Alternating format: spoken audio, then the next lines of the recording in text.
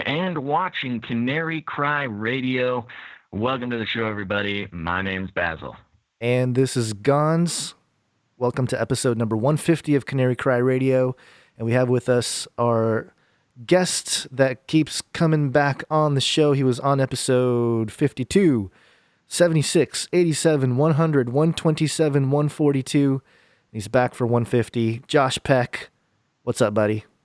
Hey man, good to see you guys. Glad to be here for episode 150. Yeah, that's right. I was your 100th episode.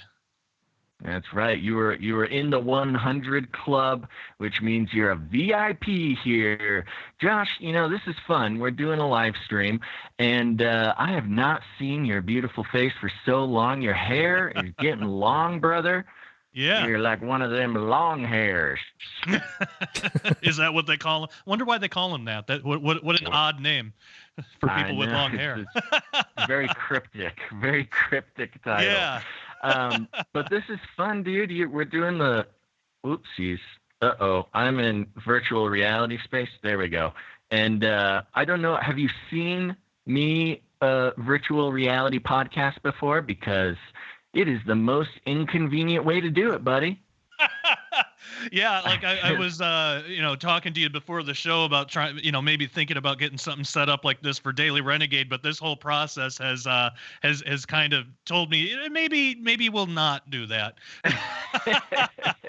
It's a fun experience, and now that we're all locked inside of our houses, we're here for some COVID-19 coronavirus analysis. And Josh, we're so happy to have you on the show. Not only are you, one of our most fun guests to have because we have such a deep and abiding friendship, but you seem to be, and we will verify this today on this episode, but you seem to be following very closely the ins and the outs of this current coronavirus. I'll just call it a situation.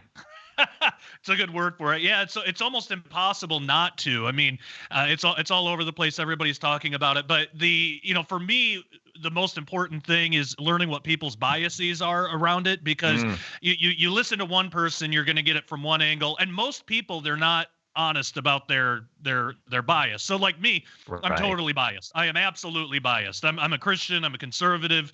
And so when people watch Daily Renegade or watch Peck Report or something like that, anything from me, they're gonna get that filter.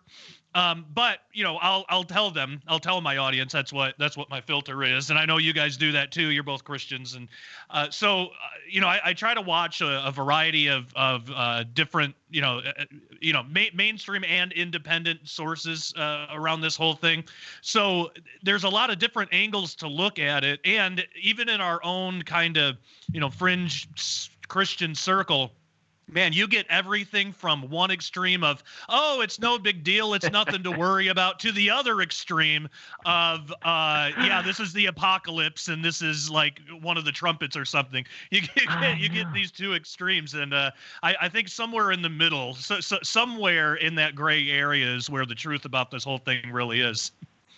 It's so true. You bring up a great point, because, usually when something is going on in the world, and again, I'll just kind of speak from our little genre, our little niche, there's a pretty well accepted analysis of what's going on.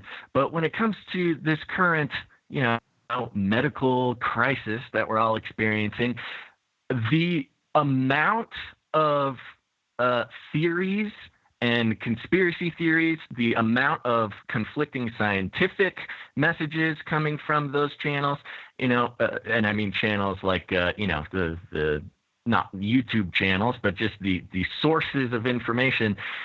Information is the hardest thing to pin down right now.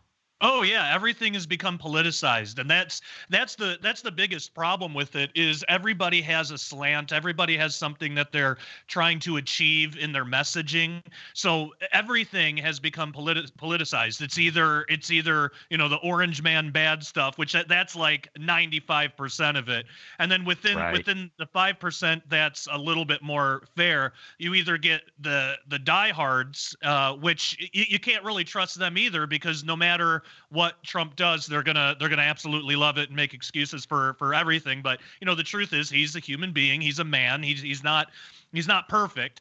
But and then all of it is shrouded in opinion first and truth, or objective truth second. So it can be really difficult to weed through. So there's probably about a dozen different sources that I look through, and just I kind of look at them now as pieces of a jigsaw puzzle. You just got to kind of put them together, see what fits, see what doesn't. And yeah, a lot of it, most of it is just opinion based stuff, which isn't, I mean, it's helpful on one hand, so you know where somebody's coming from, especially in these times where we're all quarantined and we can't leave the house. It's good to have a human connection, so sometimes opinionated stuff can be really helpful. But for people that just want the information and want to know what's going on, what they need to do about it, if anything, that is just that objective stuff is incredibly hard to track down. So I've been spending the past, ever since this happened, I've been spending that time really trying to find out what can we know. There's not a lot we do know, so what can we know, and then what steps should we take with that information. And a lot of that depends what kind of person you are, what kind of family you have, where you live, and what you're willing to do and not willing to do. Right. Yeah. Just for some timing, so everybody knows, if you're listening to this later, we are recording this, I believe, the day after the coronavirus, stimulus package vote. $2 trillion just passed. Yes.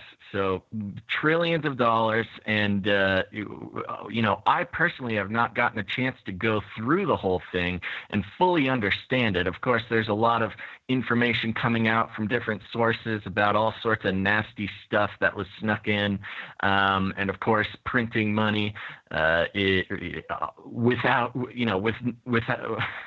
with abandon, I guess, is worrying some people. But have you had a chance to really dive into the bill and figure out what this is going to look like for us? Yeah, I mean the basics of it is, and again, it's so opinionated. So depending on who you talk to, it's either great or it's terrible, and you get it from both sides. Even on the right, you get some people who say this is great, some people who say it's terrible, and then pretty much everybody on the left thinks that it's terrible. So yeah, what happened with this whole thing? This should have been approved. Like I'm not. Well, there's a couple things to go over first. Like, I'm not a government bailout guy, but that's not what this is. So there's a lot of people who at first on the right were concerned about something like this because it feels like one of the government bailouts that we tend to hate, as conservatives, like what Obama did with the banks and stuff like that. This is not that, though. This is completely different. So this is the government actually telling businesses and individuals you can't work, and then you can't go to work, you can't open your business, and then this is the government giving some supplemental income to people to try to keep the economy going. So it's not a bailout. These aren't businesses that failed on their own merits because they're just terrible businesses and the government swoops in and bails them out. So that's the first point. The second point is this should have been passed like days ago. I mean, really, this should have been passed a long time ago. I mean, even sooner than days ago, because people really needed this like yesterday. People needed this last week. April 1st is coming up. That's when rent is due for most people, and that's going to be harsh. I have a lot of doubts that people are going to get their checks in time because of how much this has been held up. So at first, the Republicans had it was a decent bill. I mean, no proposal like this is going to be perfect. There's always going to be issues. So but time is a factor. So they couldn't really. A lot of this is how do you know who to send what? So the original plan was basically, well, let's just give everybody everything because they need it now, and we'll sort through it later. Then stuff came up. Well, millionaires probably don't need it. Maybe we'll exclude them. But every time you exclude people or do things like that, it just takes time into figuring out who gets it and who doesn't. So they came up with this complicated process. It's based on like your 2018 tax records.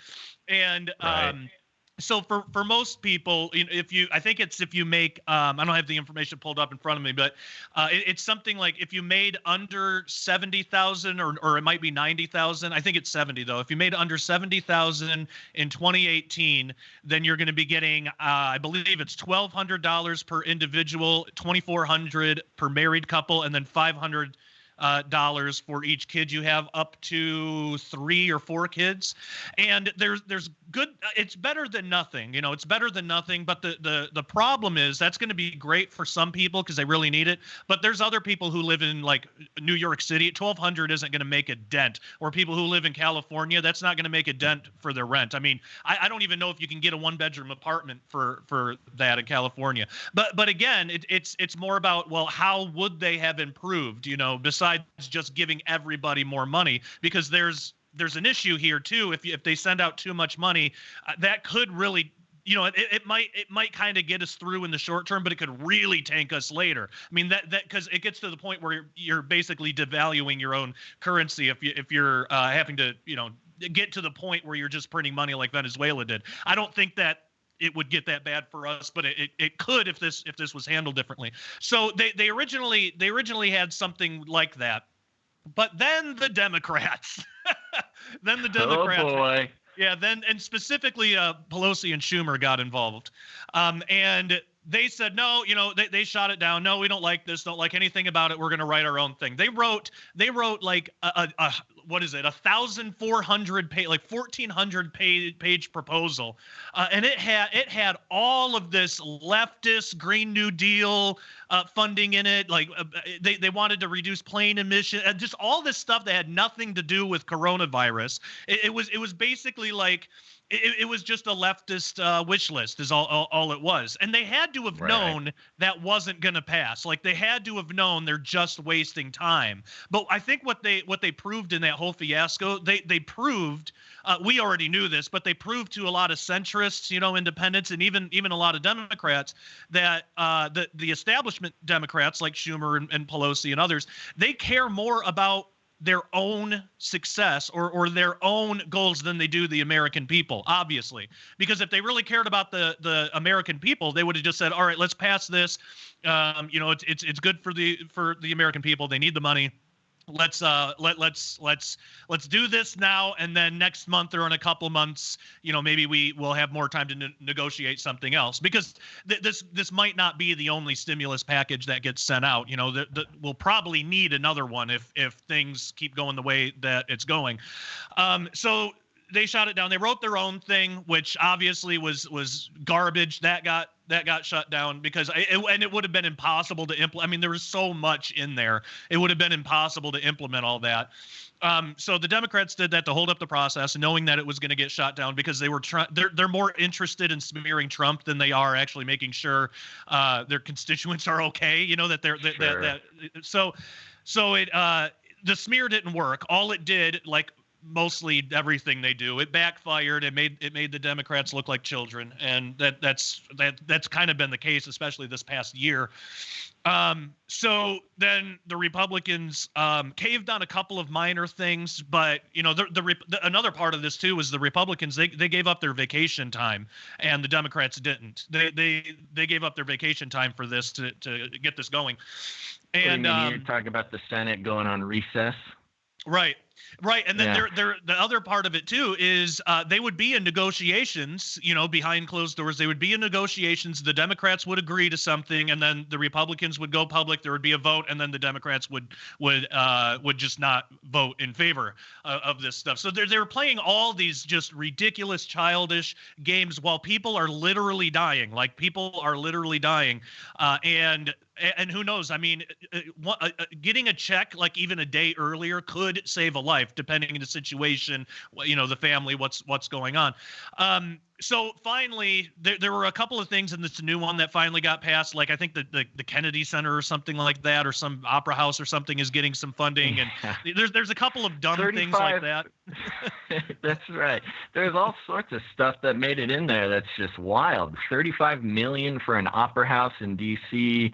There's it's just the craziness of some of the amounts of money going to non-essential businesses. I mean, Yeah. we have all these essential businesses hurting so much, essential employees like you, Josh Peck, our resident essential employee of this episode. So we appreciate your sacrifice here, putting My yourself in pleasure. harm's way. Yeah. But yeah, that really was a wild thing. Apparently this will be quite the political episode, and that's wonderful. We're happy to have you here, but it's it is pretty wacky how this all went down, and the things that are including, I believe, wasn't there a raise for Senate members? Just like kind of snuck in there, $25 million for a raise for the Senate members. Yeah, and they and that one I got to look into more, because one side of it, and I don't know where this information is coming from, if it's from the right or the left, but what one I don't know, interpretation of it, there's somebody saying basically that it has to do more with like teleconferencing, so they can work from home, and funding that. I don't know if that's true. I got to look more into it, and I literally just heard about that before coming on the show today, so I haven't had time to get too much into that. But yeah, there's apparently some raises for but what's funny about this is that the Republicans were willing to cave on some things that they hate. I mean, they hate this leftist stuff, but just to get the American people some money, they were willing to cave on it. You haven't seen an ounce of that from the Democrat side. I don't know why anybody in their right mind would vote Democrat ever again. That to me blows my mind, because they clearly don't care about people, about citizens. So the Republicans were willing to, knowing that this had to get out yesterday, knowing that they're basically dealing with children here, so they have to give some stuff up. But even Ted Cruz said that there's stuff he wants to abolish the IRS, but you didn't see that in his proposal, in their proposal from the Republican side. So, and the other part of this too is there's a lot of people on the left saying, well, all the Republicans care about are just bailing out these companies and corporations, because corporations are getting like half of the money or something like that. But the thing is, corporations are made of people. They employ people. So really, if you think about it, the corporations are only getting a third, and then individuals are getting 2/3, because individuals, they're getting a check, but then their company is also getting a check as well. So individuals are helped out twice. They can still have a job, as long as the company doesn't go under, but they can still have a job to go to. They can still make money at their job if they can get the money out soon enough. But then they also get some money just for themselves. So really, individuals are helped twice. But you can't just help the individuals. You got to help the corporations too. You got to help companies survive. If you're going to if the government's going to tell companies that they can't open, then I think it is the responsibility of the government to provide some funds for that in order so they can continue. So I don't see an issue with that. But you know how Democrats are. I mean, if it's a corporation, it's automatically bad.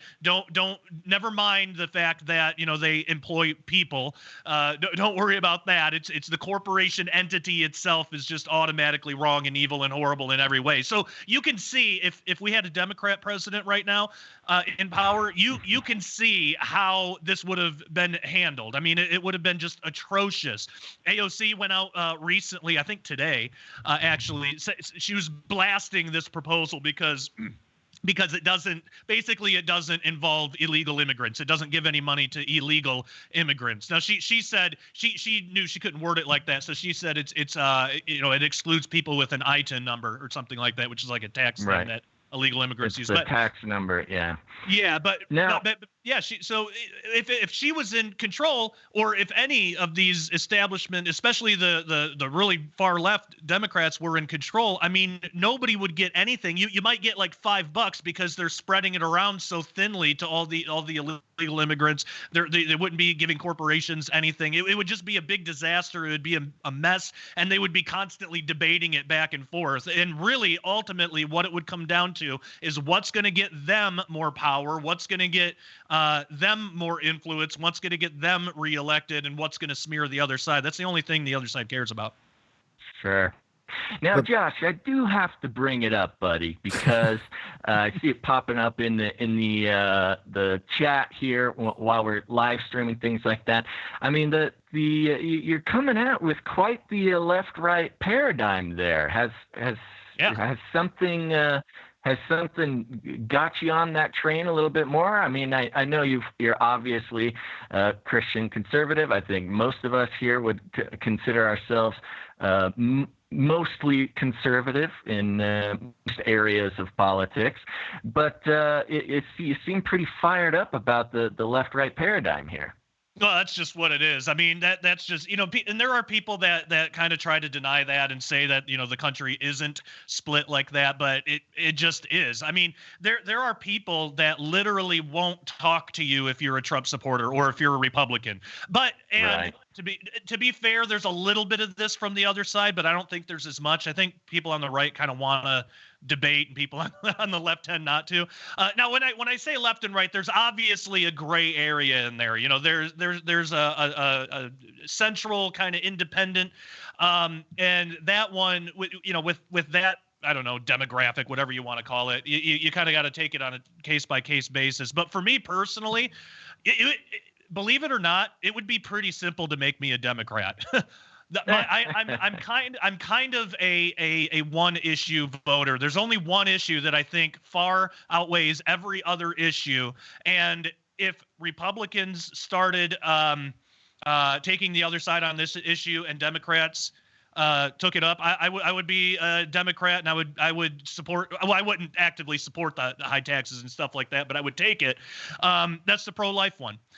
So with pro-life, I cannot think of anything more important. I don't care about what in relation to the pro-life stuff. I don't care about tax hikes and budget stuff and whatever else. I'm about as far from a Democrat as you can get, but that's the one issue. And right now it happens to be it's the Republican Party that is pro-life. They could definitely be doing a lot better, and this is why I say like the Trump worshipers. I'm not that far, but there are a few, and he has room for improvement. I mean, we basically had control over the whole government, and where was the defunding of Planned Parenthood? Yeah, he cut out a little bit here and there. There was a little bit of funding that was cut out, but it wasn't nearly enough. They're still continuing. They're still thriving, and that's one thing that he didn't get done. That for me was a big deal. I'm a Trump supporter, but I wasn't thrilled about that. That could have been improved.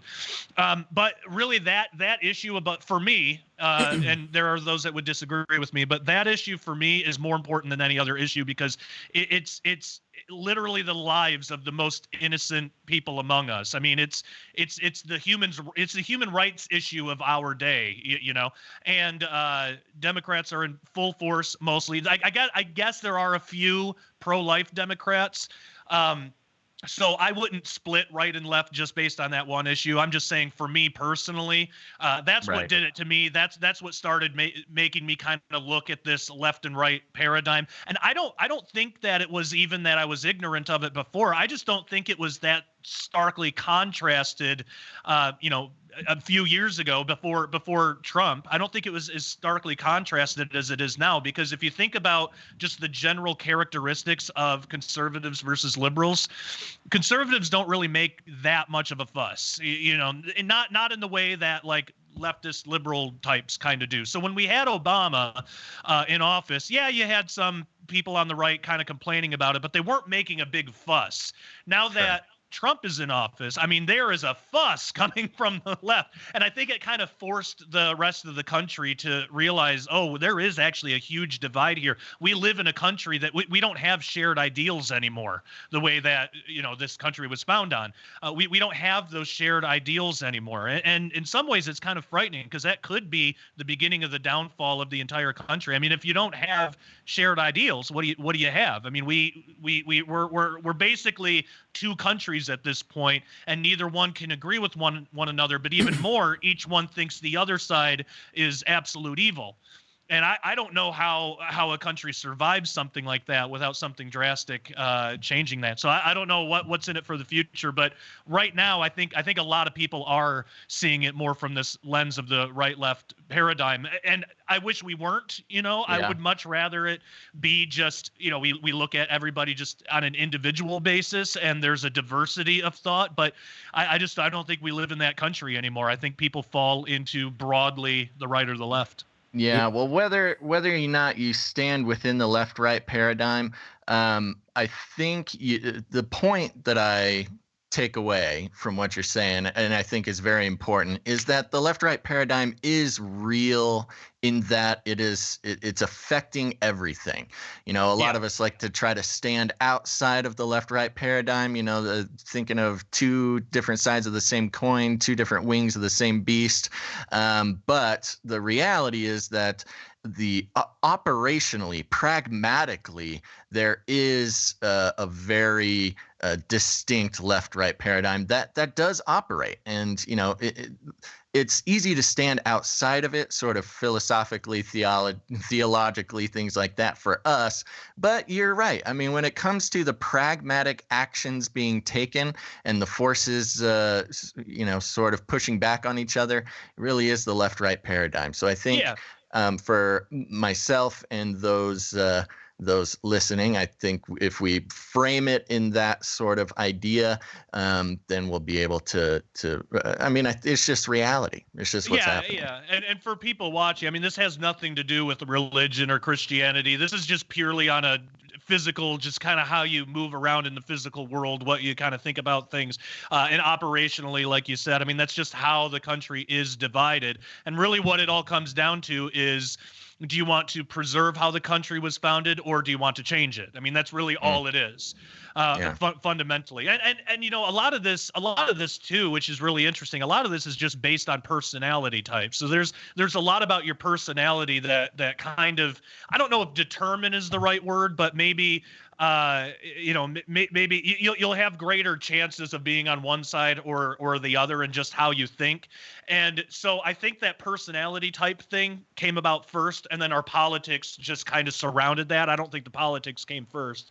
So there are more kind of outside of the box creative types, and that's fine. I'm actually, personality wise, I'm like that too, with certain things, with things that are meant to be, creative, things that are creative in nature, like music and art and stuff like that. But not when it comes to like laws and, things that really affect people's lives, policy stuff.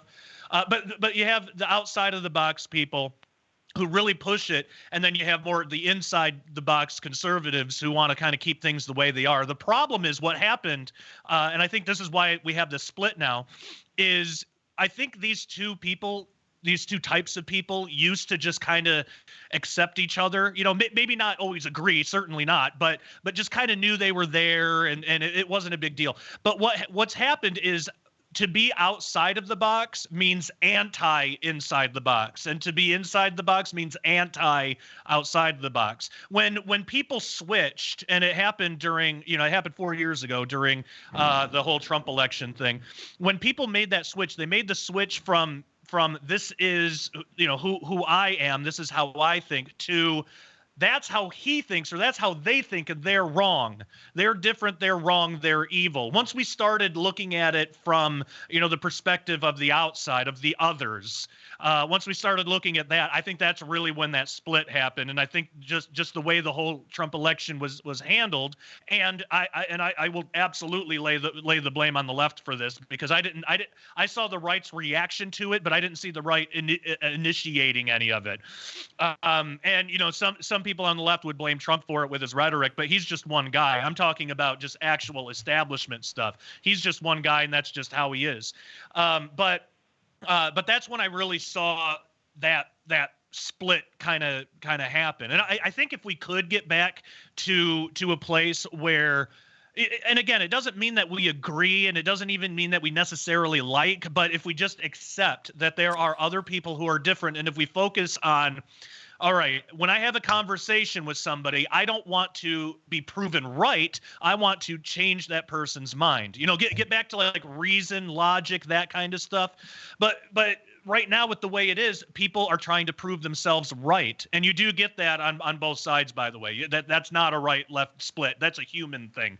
You get people that they just want to prove themselves right, or correct, I should say, just so we don't mix up the left-right stuff. They want to prove themselves correct without caring if they're changing the other person's mind or not. See, me, I'm interested in changing people's minds, and I'm interested in having my mind changed. You know, if I'm wrong on something, I want to know. So I'm open to hearing out other people's arguments. That's how a lot of my, really, if we're being honest, that's how everybody's opinion is formed. Just because you heard it from somebody told you something and you thought, hey, that sounds good, and so you might have looked into it more or whatever. But it's very rare to have an opinion that just comes purely organically from one own self, you know, unless we're talking about like favorite ice cream or something, but you know, something insignificant. But I think if everybody could just get back to this place where we're more interested in just good, reasonable debate, you know, good faith debates without throwing in like straw man stuff or personal attacks or anything like that. That all comes from people who are more interested in being seen as correct rather than actually getting to the heart of something or the truth of something. So if we were all just more open to having our minds changed and also recognizing there are going to be people who are different, they think differently, doesn't mean they're right or wrong. Just they think differently, and so you know it's up to us in a conversation to use logic and reason to see if they are right or wrong. But figuring out who's right and wrong shouldn't be the goal. The goal should always be get to the truth, whatever the truth happens to be. I think if we did that, our country could start to heal again. But so far, I'm not seeing it. Josh, I appreciate. Whoa! Stop screen share. Sorry, I'm getting a message here. We are live on the air, Gons, remember. Yeah, I know. Yeah. So here's you laid out a whole political thing here, and I appreciate that. I think from where I sit, the thing that's really interesting to me has been the response, like culturally, the social response to everything, the language. Yeah. That's been used to basically like social distancing. That language is very nice for quarantining us. And the thing that I've realized that's really fascinating has been the people that have been warning us about, you know, a lockdown, a quarantine, they're going to take over all this kind of stuff, suddenly flipped after the Trump elections, and they were like, oh, they're going to do this because they're going to arrest the bad people, the pedos and all this stuff. So I found that whole thing interesting. But I truly think the whole scientific dictatorship that one of the first things that really caught my attention when looking at this stuff, I learned this from Derek and Sharon Gilbert, an interview they had with I think it's the Collins brothers or Coppins. I can't remember the last name. I think it's Collins brothers. And they had a book, The Scientific Dictatorship, and they talked about how a virtual panopticon would be formed. How would people become, you know, self-censoring of themselves? And we're doing it now. We're doing it on YouTube. Like sometimes we don't want to say certain words because, you know, they're going to either demonetize or completely delete the video. So we see that at that level. But then having the idea of a panopticon being, or virtual panopticon being that one person, there's a prison cell that surrounds a tower in the middle that can see everybody, all the prisoners. And the prisoners don't necessarily know who the guards are looking at. And that behavioral change, that's the part that I think, regardless of the political conversation, the part that worries me the most, and not just, this isn't like a fear thing, but it's more of a, hey, this is what I see coming, is the reset or the re-establishment of some of the infrastructure surrounding everything. What the big thing that the whole coronavirus thing did or has been doing is expose some of the problems within the medical industry. The people that were saying that, you know, we weren't getting the type of support either financially or equipment wise. There's all kinds of things that were exposed, in a sense that we need to maybe rethink about how to deal with these kinds of things, especially since this particular issue, this worldwide pandemic, this is the first time this has happened in the age of the internet. And not only is information very confusing, like you started off the conversation with, It's the way things are built are being exposed. The problems with not just, again, information, but goods being shipped around, with medical supplies, with even, actual locations that are becoming an issue. And I just find it peculiar that this thing that was simulated a few months before, I know everyone brings up Event 201, we've covered it, and the different strains of coronavirus, the deadly strain and the strain that's just more like the flu. And there's all sorts of variables here, but I find it interesting that as this thing develops in this country, in the United States, we're being told to shut everything down, lock it down, businesses, shut it down, sports, shut it down, everyone go home. And to me, not only is it this exercise in power, regardless of what side of the aisle you're on, this is an exercise of power, because we're kind of forced to think, to have an excuse to have this lockdown. To me, is kind of like, it doesn't sit well with me. Like, I understand that there's this precaution going on, but at the same time, it seems pretty obvious that there's a little bit of an overreaction taking place. So there's that angle, but then really what is really happening? And it's my opinion that you were talking about what's going to bring us all back together, what's going to change this. I think there is a moment coming where, and this could be a Trump thing, this could be, the globalist New World Order thing working through Trump. There's all sorts of opinions on how this is, really playing out. But I know people are concerned because just the last I think it was 2 days ago, CNET reported that Trump signs law to boost 5G security broadband availability. 5G has been one of those things that Trump's been kind of just blasting through. He hasn't really been paying too much attention to it. Right. And I think that has something to do with not just the economy, because now we have the situation where, we have these, we have the universal basic income. Basically, all of us are just kind of pretending like it's not that, but it's that for a little while, or test run, or whatever it is, as of this recording. But then we have the problem with getting checks to everybody. How are we going to get the money to everybody? And there was rumors about an e-wallet. There was rumors about and I think Pelosi's bill had a digital dollar within it, which they took out. And here's my thing, Josh. I think they might have taken it out because not only is it nonsense with the rest of the bill, but I think, this is just my opinion here, I think they're getting ready to reset a whole bunch of stuff into into the digital world. And that includes, I think, the federal government doing a massive upgrade. And this means that I think perhaps, this is just speculation at this point, but it could mean some kind of digital wallet that is tied to our social security number or something like that, or some kind of system where our health records are, again, in our own possession, but then are able to be shared in this official way through the government, or what was the other thing? Vaccines is the one that people have been worried about, that, it's going to be a forced issue where if you don't have a vaccine, you'll be known not to have a vaccine based on your GPS location of your phone and all the phone tracking technology that Bill Gates has been talking about. It feels like everyone go home, shut down all the businesses, because everything we do is about to change. And everything we do is about to move to this digital thing. Because on one hand, it's like, okay, federal government, you guys are really, a lot of the technology they're using is very antiquated. It's very old.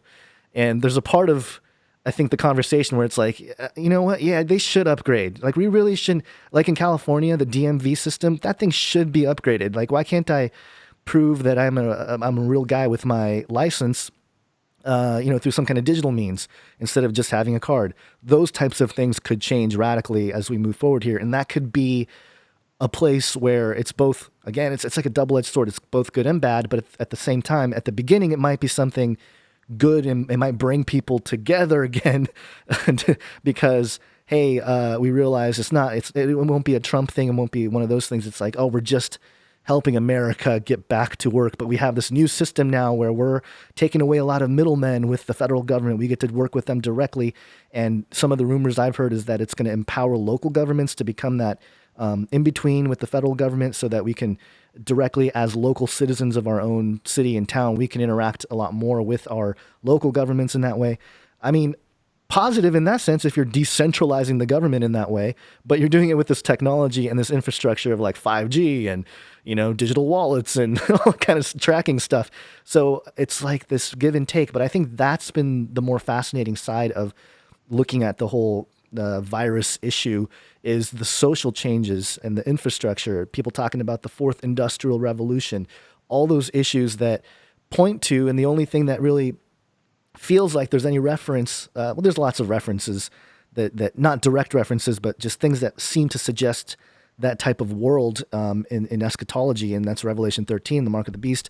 Those topics come up in this conversation because of the fact that if the federal government is moving towards digital,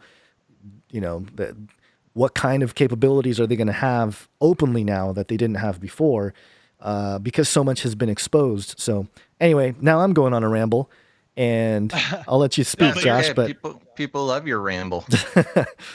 Well, yeah, and you're absolutely right, and this is why I'm very anti extremes. So while we do have this right and left paradigm in the country, both of those sides have extremes, and it's a bad idea to be on either extreme. So, for example, this is why I said early on, Trump is not perfect. There are things that he does that I don't agree with. I don't like the 5G stuff at all. They're developing a vaccine for the coronavirus, and I don't know what's going to come from that. I don't know if I know Bill Gates has come out and said that he wants to impose a tracking system with the vaccine to see who's been vaccinated and who hasn't. I hate that. I think that's a terrible idea. There was a famous quote, I forget who, Jefferson or somebody maybe, but there's a famous quote that says, if you sacrifice your rights or your freedom, if you sacrifice freedom for safety, you'll lose both, and you don't deserve either. And I might be butchering that, but basically we're entitled to rights. We have rights in this country, and they aren't given to us by the government. They're given to us by God. They're just intrinsic rights. And so when the government strips those away, no matter who's in office, I have a problem with it. There are places in the country right now where you can get arrested if you go to church. That is a problem. That is sacrificing our rights in order to maintain some kind of safety. Now I would say, I think it's a good idea for people, if they can, to just stay at home and do church online just to be safe. We don't want to get anybody sick. We don't want anyone to get sick. But I would never advocate for the government enforcing that. I think that's something that we can decide to just do on our own. We don't need the government getting involved. And just the fact that the government does get involved, even local governments get involved in that, shutting churches down, that just makes me want to do it even more, even though I would have planned to just, stay home and just do online conferencing kind of stuff for church. But there's even areas in the country now where they've set up hotlines where you can call and tattle on your neighbor. Basically, if your neighbor holds a wedding or something, you can call and tattle on them and the virtual panopticon. The virtual panopticon. We police ourselves. Yep. And look how many people. Look how many people go for that, but look how few people are actually recognizing this as an infringement of rights. Even if it's a good thing for us to do social distancing, and it is, this is why I'm not on the other side of the extreme either that says that this is no big deal. I think that this is a big deal. But even if I thought this is no big deal, I still would not want to take the risk. I wouldn't want to. What if I'm wrong and I risk it and then I go get somebody sick or get myself sick? Well, then I got somebody's life in my hands. I don't want to do that.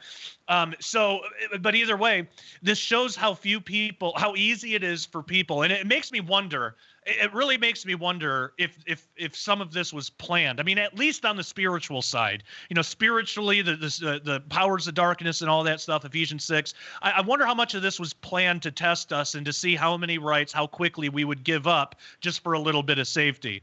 I mean, it's not like the government has ever been really that great at, making sure we're all okay in all areas of life. We got a strong military, that's good, and there's some areas. But I mean, for example, the government can't build a website to save its life. Just a simple website to count votes or for you to register for healthcare or something like that. So I mean, there's things like that where they haven't proven themselves as worthy of telling us how we can best be safe in our own day-to-day lives. I think that's up to the individual. It's up to you to decide how you're going to be safe with your circumstances, with your family. That's up to you. It's up to me to do the same. And the answers to how we do that might be different depending on, where you live, who you are, what kind of family you have, that kind of stuff. So what's really shocking, and it does make me wonder if some of this was planned, not in the sense of, well, yeah, I'll just leave it at that. But it does make me wonder how much of this was planned, kind of as a test to see, for in preparation for when the Mark of the Beast system does reveal itself, or however it's going to happen, to see how quickly nowadays, because this wouldn't have happened 100 years ago, how quickly nowadays people are willing to give up their rights in order for some kind of flimsy excuse for safety, or for $1,200 from the government or something like that. So it's really bad to be on any extreme with any of this, but I think it's really smart to think with all of these things, who benefits, who really benefits. Are we benefiting? I don't think so. So yeah, I have a big problem with the authoritarianism that's going on, and I haven't seen Trump really address that, which is really unfortunate. I mean, if it was me, if I was president and I heard that some mayor in some town was telling people they couldn't go to church, like I would hold a press conference immediately and say that is garbage. That is not what this country is founded on, and you should never sacrifice your rights just for some safety. If you want to take the risk, we should be allowed to take the risk. I don't think it's a good idea to, but I think that should be up to the individual to Right. make that choice. Well, it's interesting too, because here's the thing. If we're gonna let's back away from some extremes on a couple sides here. One of them, Sure. there was a question that was asked on one of our live streams a couple of days ago about, somebody who is a little hyped up about the church thing, being told they can't have churches pulling their public meeting permits, or getting their permits pulled rather. And, there is a way to look at it. This is just sort of my personal thing is, there's, for those who are in church leadership and kind of understand what's all entailed in that. And for those who are just really kind of keeping an eye on the body of Christ and church as a whole, I think a lot of people were feeling anyways that the current church model is, it's a little unstable. It may Yes. not be, it may be unsustainable. And, we sort of talk about and glorify early church days quite a bit. Well, this might be the situation. Early church, baby, everybody just meet at their homes in 10 or less. It's kind of the other side of the coin of let no crisis go to waste. The church may have a big chance to sort of revitalize the current system where, and it's not just mega churches. Obviously, mega churches are sort of the easiest, most accessible example, but even, the normal churches, going from anywhere from 50 people to a few hundred people, kind of the medium-sized churches. That's a very difficult model to keep going nowadays, even without a, coronavirus pandemic. So I think for the church is a very, it's an opportunity to really lean into those sort of early church ideals, especially in a time like now where, being a follower of Jesus is getting less and less popular. And so, anyways, when it comes to the response of the church, I've seen a lot of people getting real mad at churches for shutting down and making all sorts of accusations, being controlled by the government, that sort of thing. Well, yeah, unfortunately, we're all being controlled by the government right now. And but they can't control, your spiritual life in that Right. you can still, I'm actually pretty impressed with a lot of the church's response, coming in, doing online services, things like that, where before, live streaming a service was sort of just like a thing people did because you got to have a social media presence for your church if you want to attract more people. You got to give the 16-year-old kid something to do on Sunday, so let them run the live stream, stuff like that. But it's really a great opportunity and a potential huge paradigm shift to move back to that smaller group, more intimate church setting, and then of course a network of those things coming together like the early church. So yeah, as that's far what as that's what I'm praying for. Yeah, I think we'll see it happen, and I think overall it will be good for the church. Now, Gons, to speak a little bit to what you were saying with again, let no crisis go to waste. I'm often talking to people about, oh man, what's life going to be like? We're never going back to normal. Even those who are saying we're going full martial law. Now, we may or may not go full martial law. I think the powers that be still sort of understand that going full martial law is pushing the boundaries of what Americans are open to dealing with right now. Yeah. As a whole, I would say I don't think anybody really wants martial law, and you're going to get pushback from all sides. But much like 9/11, you have the big disaster. Everybody sort of changes their life for a little bit. We're all recovering, trying to figure out what life is going to look like. And, during 9/11, people thought that martial law would be implemented then, and the takeover was then, and that kind of stuff. But in reality, it is much more of that frog in the boiling pot thing, Yep. and I don't think that there'll be a full-on martial law takeover and all the other sort of biblical things, the prophecies that go along with that. But when this is all over, there will certainly be, a modicum of lost liberty, much like after 9/11. The biggest changes was like, oh, now we have a TSA, and our traveling has changed forever, and that'll probably never go away. I can imagine after this whole lockdown thing, whenever it ends, maybe it's next month. Trump's talking about lifting a lot of the restrictions on Easter. Some people put it out at 3 to 6 months. Some people putting it out 18 months. Now, I don't think we could deal with this for 18 months, but it's there's going to be something, whether it's a new agency or a new way of life. Potentially what it could look like, as an example, is, oh yeah, now coronavirus just becomes a seasonal disease that comes back every year, and we got to get a new vaccine for it every year. And at this point, where every year the government can call a few weeks of this social distancing. It may just become a part of life where every year you just plan on it. There'll be, 3 to 6 weeks where everybody has to stay inside to avoid to flatten the curve, baby, flatten that curve. Yeah.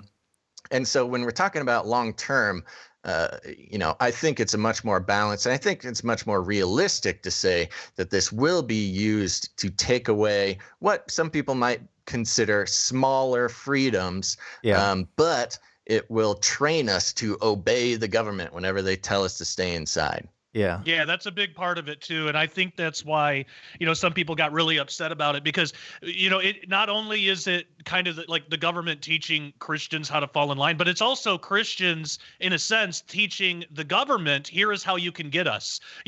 All they have to do now is just manufacture another disaster, and then they got us, and then we'll stop going to church. But you bring up a good point. The true Christians, I don't think this not being able to go to church thing is going to affect them that much. I mean, I had already stopped going to like church, like traditional, you go to a building. I stopped doing that years ago. I do more like at home group setting kind of things with my family and with some other people and stuff. And I think a lot of people are gravitating towards that anyway. And I think that's what, that verse has to do with, that God will work all things together for good. It does. And, for those who are created for called for his purposes and stuff, it's not that everything will be good. There's going to be trials. There's going to be tribulations. There's going to be horrible things that happen. But God can work that together for good. So if the government says we have to close churches down, and there's something else we have to keep in mind too. They're not saying that because it's Christian and we have to close it down because Christians aren't allowed in this country. That's not the reason that now, maybe some of them have that like in the back of their head, like maybe some of them are thinking, oh, good, we can, stick it to the Christians with this one, but that's not the official position. The official position is because of a pandemic. So if they do that and shut down churches, Christians, the real Christians who are interested in it, who want that fellowship, they'll easily find a way. Like you said, small group meetings or even larger ones at home, and the government isn't encroaching on those right now. At least right now, the cops aren't coming to people's houses and counting how many people are over there. At least not yet. Now it could happen, and that would be a problem. The other part about this too is our military is really unique in that they've all taken an oath to defend the Constitution, to defend like people's rights and stuff like that. I think maybe in the future it'll be easier, but I don't think right now it would be incredibly easy. Maybe with some of them, but I don't think it would be incredibly easy to totally flip all of the people who are sworn to protect this country against citizens, against Christians, against people like you and I. There's going to be people in those positions of power that will fight back against it, and so I think those in power who are against us know that. I think they have some time to go before they can actually flip it into where we're seeing our own government come against Christians in that kind of way. I'm not saying it's impossible. It could happen, and maybe it could happen sooner than I'm thinking. But if I had to guess, I would say we have a little ways to get before we get like that in this country. Now, what could happen though, and this is just thinking about eschatology, end time stuff. What could happen is if this, like, I don't know if coronavirus plays a role in Bible prophecy at all, or who knows. But let's say it's just one of those birth pangs. We got a lot of birth pang stuff. Let's say it's one of those. So if it is, I could see how if this does last longer than a week, or Trump said he'd like to see it by Easter, but that's just what he'd like to see it. It's not an official, this is going to happen. So if this does last long enough, this could severely cripple our economy, possibly to the point of no return, possibly to where we can't get it back, or it'll be very difficult. So our country is weakened, and it could be even more weakened down the line due to all this. That could be a birth pain that leads to another birth pain of weakened economy, which could lead to weakened military. It could lead to all sorts of weakened defenses. And maybe China decides, well, if we're going to do it, now's the time. And then maybe they launch some kind of attack, whether it be a cyber deal or whether it's just an actual traditional army attack. Who knows? But that type of thing, and with so many countries being weakened like that, with the right things happening, it could lead to another world war or something drastic. Even without all the other, the rest of the world involved, it could lead to a type of civil war in our own country. Now, this wouldn't be like a North versus the South kind of thing, like the first Civil War. But there have been a lot of talks lately about, what would a second Civil War look like? How would that happen? And really what it amounts to is the most likely scenario is that it would be a lot of civil unrest. And it would follow this unfortunate right versus left paradigm, this right and left paradigm that we now have in our country.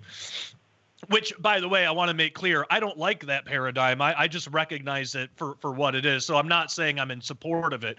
I would rather us, look at each other as individuals and not just part of some group, big group like that divides the country. But if we do continue down that right versus left paradigm, I think Antifa is where it starts, but I think we're going to get more and more civil unrest, and that's what there's going to be a point where people, the more conservative types, they're going to have to defend themselves, and they will.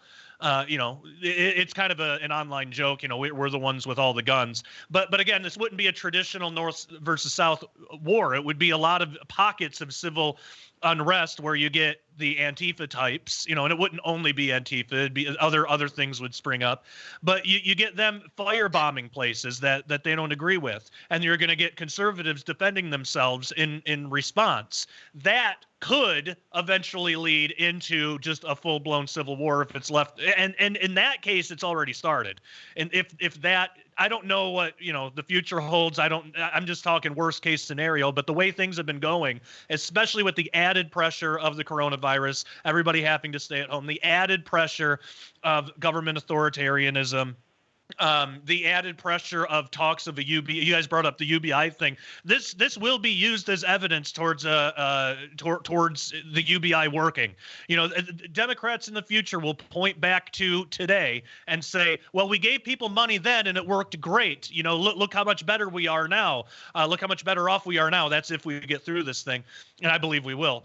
But and that's going to be used as evidence to support the UBI, which would just absolutely, it would devastate our country in a lot of ways. But all of those added pressures could build up into something that would basically, it could destroy the country from within.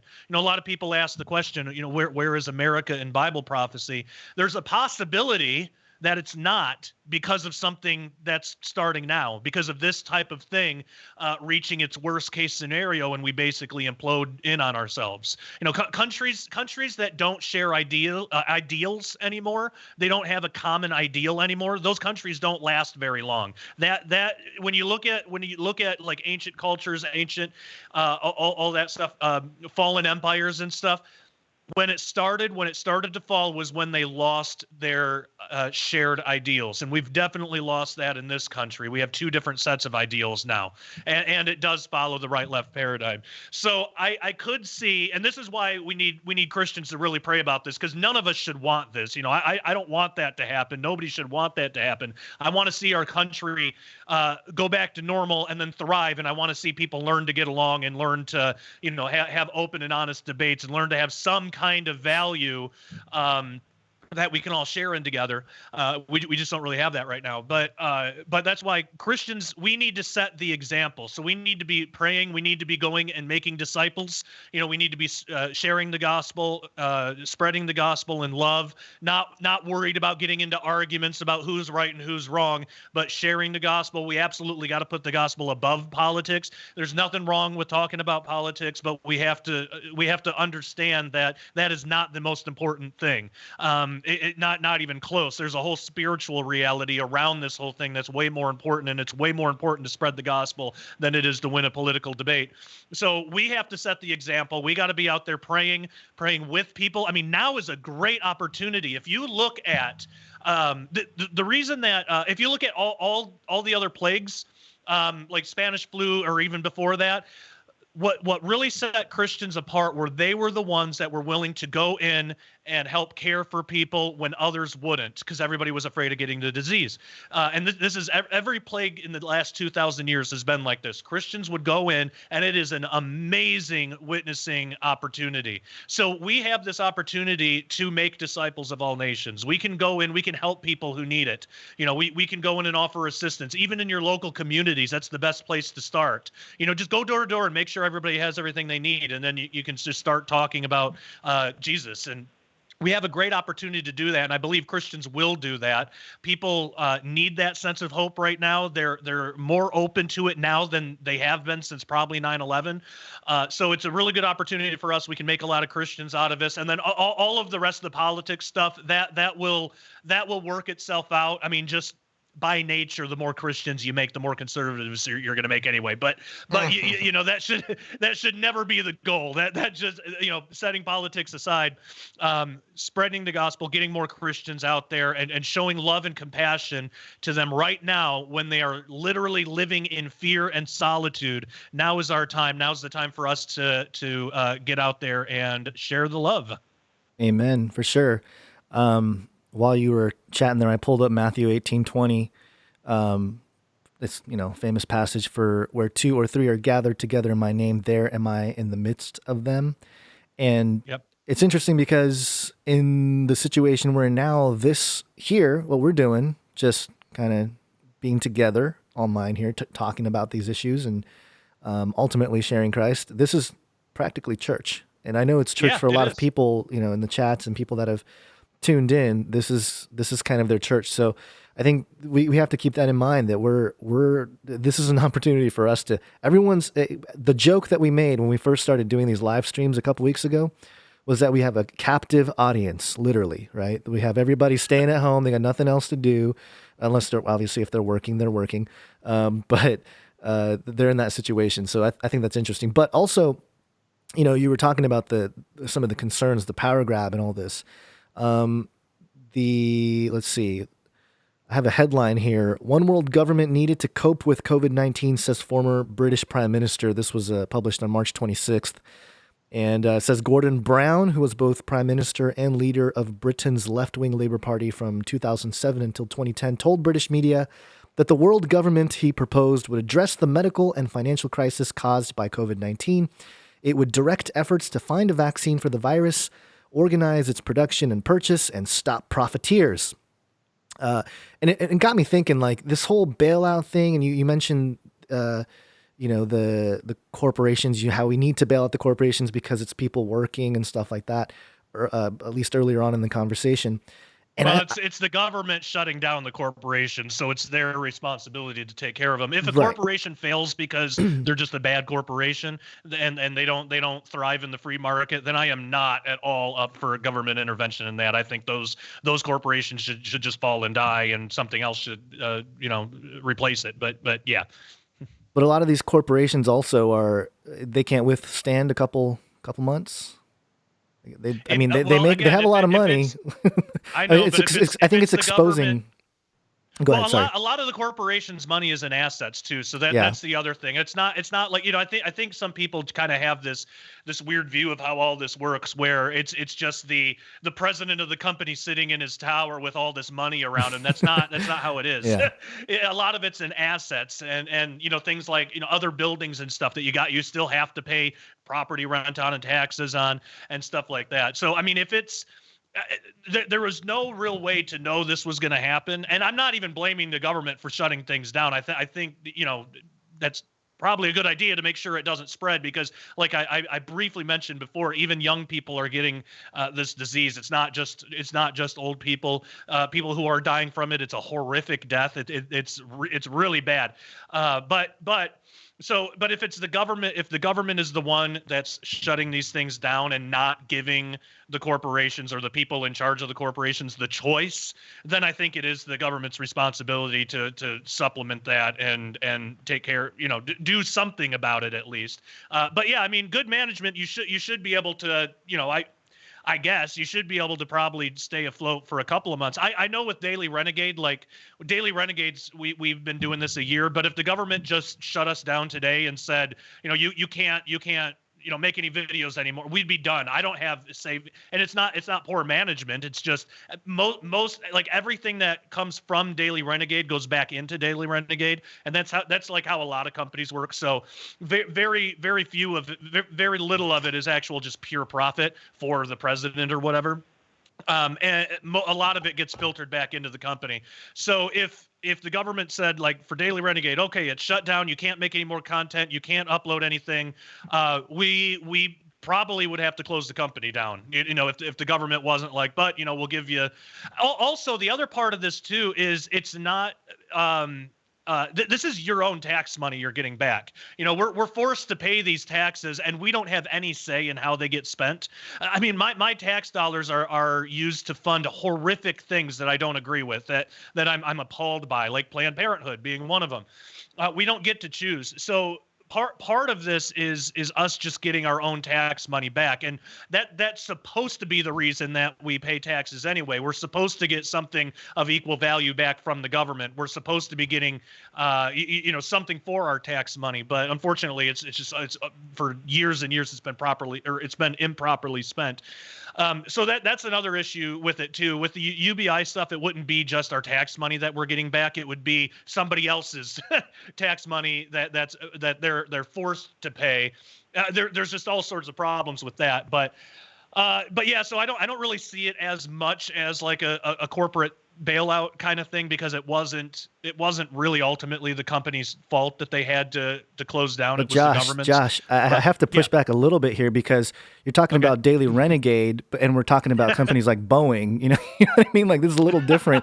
I think the issues of the economic issues for Boeing, probably it's a long time thing. It's not the coronavirus issue, and the government forced shutdown was kind of like the needle that broke the camel's back. It wasn't this that caused all the big corporations to need bailouts, because they've been doing repo markets for months, printing billions of dollars every night. I totally agree with you. So, I totally agree. They've been doing horrible things, but part of it too is time. So if the government took the time, like how do they know which companies deserve money and which don't? That's going to take a lot of time, a lot of deliberation, and in that time, nobody gets any money. So in order to make sure that the ones that actually deserve it, the ones that actually need it, are okay, you got to bail them all out. I mean, it's like individuals. It's like, I know there are going to be people that get this check that don't really deserve it, or don't even really need it. You know, there's on both sides. There's going to be people who don't want to work and they're essentially lazy. Not saying all poor people are lazy, they're not, but I wouldn't say none of them are either. There's a few in there that are, but there's also millionaires who really don't need this check at all. But the longer the government takes to figure out what company, because if they say no to Boeing, they're going to have to say no to other companies. They're going to have to justify it, say yes to other companies, and it's a whole process. And look how long it took just to get this one blanket proposal, approved by both sides. It took forever. We would be 5 years in deliberation before we'd ever see anything. So in order to make sure that the ones that do deserve it actually get what they need, unfortunately, and it's not perfect, it's far from it, it's an imperfect system, but unfortunately, just you got to bail everybody out, even if they don't deserve to be. Yeah, and I guess giving everybody about $1,000 a month or something just to keep them happy. And the other part of it is, you mentioned how we're kind of getting our money back.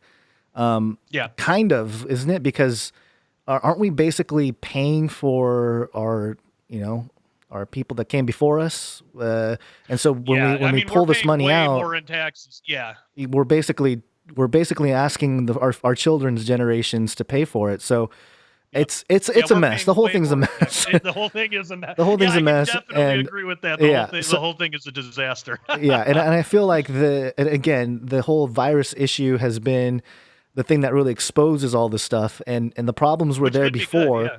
And it could have been. And the part of it when you mentioned how it could have been intentional, I know a lot of people that are in the live chat and stuff. They're feeling, and a lot of listeners maybe feel like that this was intentional, not just at the spiritual level.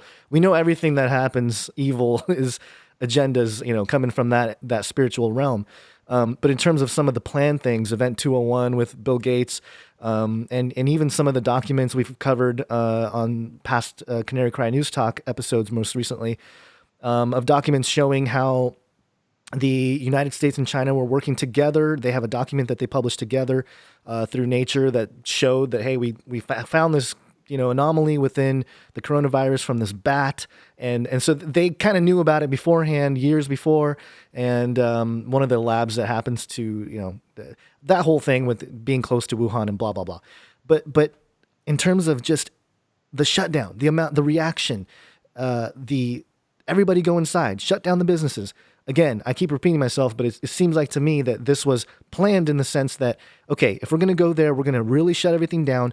These economic things, we need to do. I mean, especially if you're going to look at it from a political perspective, Trump needs to kind of keep the economy alive until he's reelected, and maybe they can bring in or institute some massive changes after he's reelected, because then he's not really working for anything except for whatever, becoming the Antichrist or something like that. But well, that's been the interesting thing about all of this. I mean, when it first started popping up, one of the biggest messages that came to my mind, and certainly a lot of other people, is like, oh, it's an election year. Of course, we're going to have some sort of disease scare. It happens every election year. You got SARS, you got swine flu, Ebola. H1N1, all that kind of stuff.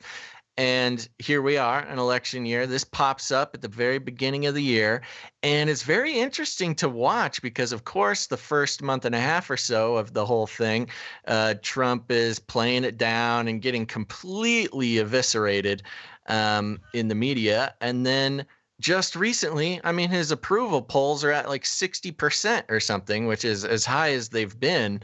So it's been very fascinating to watch just how the effect is taking place. And, who knows even how, if we're all on lockdown during voting time in November, there's certainly another opportunity to take one step further into the panopticon, introducing online voting, which will probably be connected to some blockchain applications. And your social security number. Oh yeah, you'll get everything. That's the way to locked in verify there. the vote. Yeah.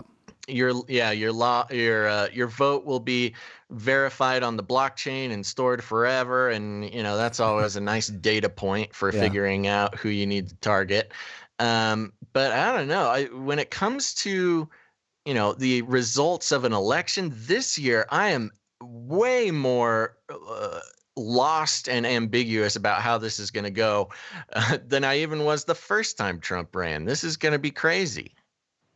Yeah, I think with his, I think with his high approval rating, I don't think Biden stands a chance. The guy can't even complete a sentence. He's obviously he's lost it. But and also Trump is in the media every day. He's doing like daily press briefings and stuff on the progress with coronavirus, and I think he's just seen as more of a leader now than before, and also the fact that like when this first happened, he was kind of making fun of it, but he showed that, he can change his mind on things. He can take things seriously. He didn't just stick in that one lane and just kept acting like it wasn't a big deal.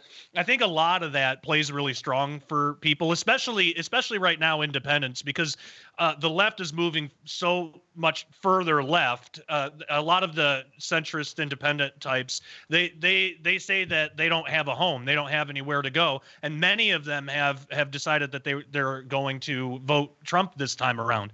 Now, polls can always be ambiguous. Every poll in the world said that Trump didn't have a chance of being elected the first time around, and he was. So it could go either way, and I wouldn't want anybody to get too prideful about it and say, well, there's absolutely no chance that Trump can lose. He's on fire. I wouldn't go that far. I'd say I'm very optimistic about it, but it's just what is his opposition? I mean, he's up against basically nobody at this point, and so but it's unpredictable. I know that the press is trying to smear Trump with his handling of the coronavirus, even though most, and yeah, you're right, it was like 57% approval rating for this specific thing, for the coronavirus and his handling of the coronavirus. He has a very high approval rating for that.